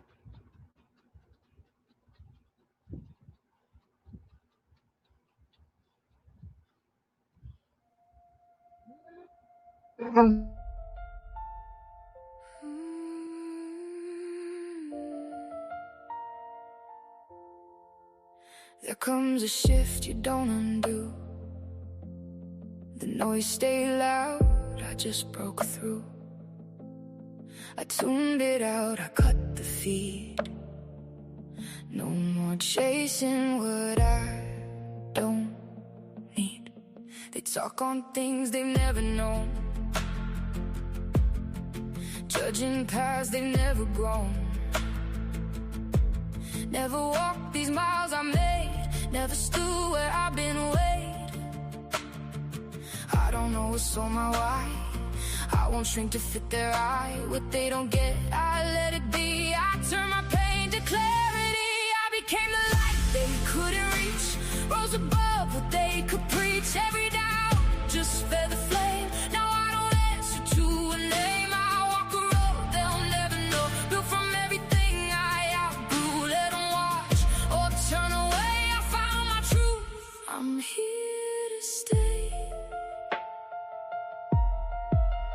Opinions fall like pouring rain from empty hearts that know no pain. But time's too real to throw away. I guard it more with every day. They see mistakes, I see design. Every fall just realign. What they call loss, I call the climb. Every scar rewrote my line. I won't break it down for them. I'll fit inside the narrow lens. They count worth by what they see. I found mine deeper in me. Couldn't reach past the noise they always preach. Every scar became my sight, turned my darkness into light. I walk alone, but I'm not lost. Every lesson paid the cost. Let them whisper, let them doubt. I found my way by tuning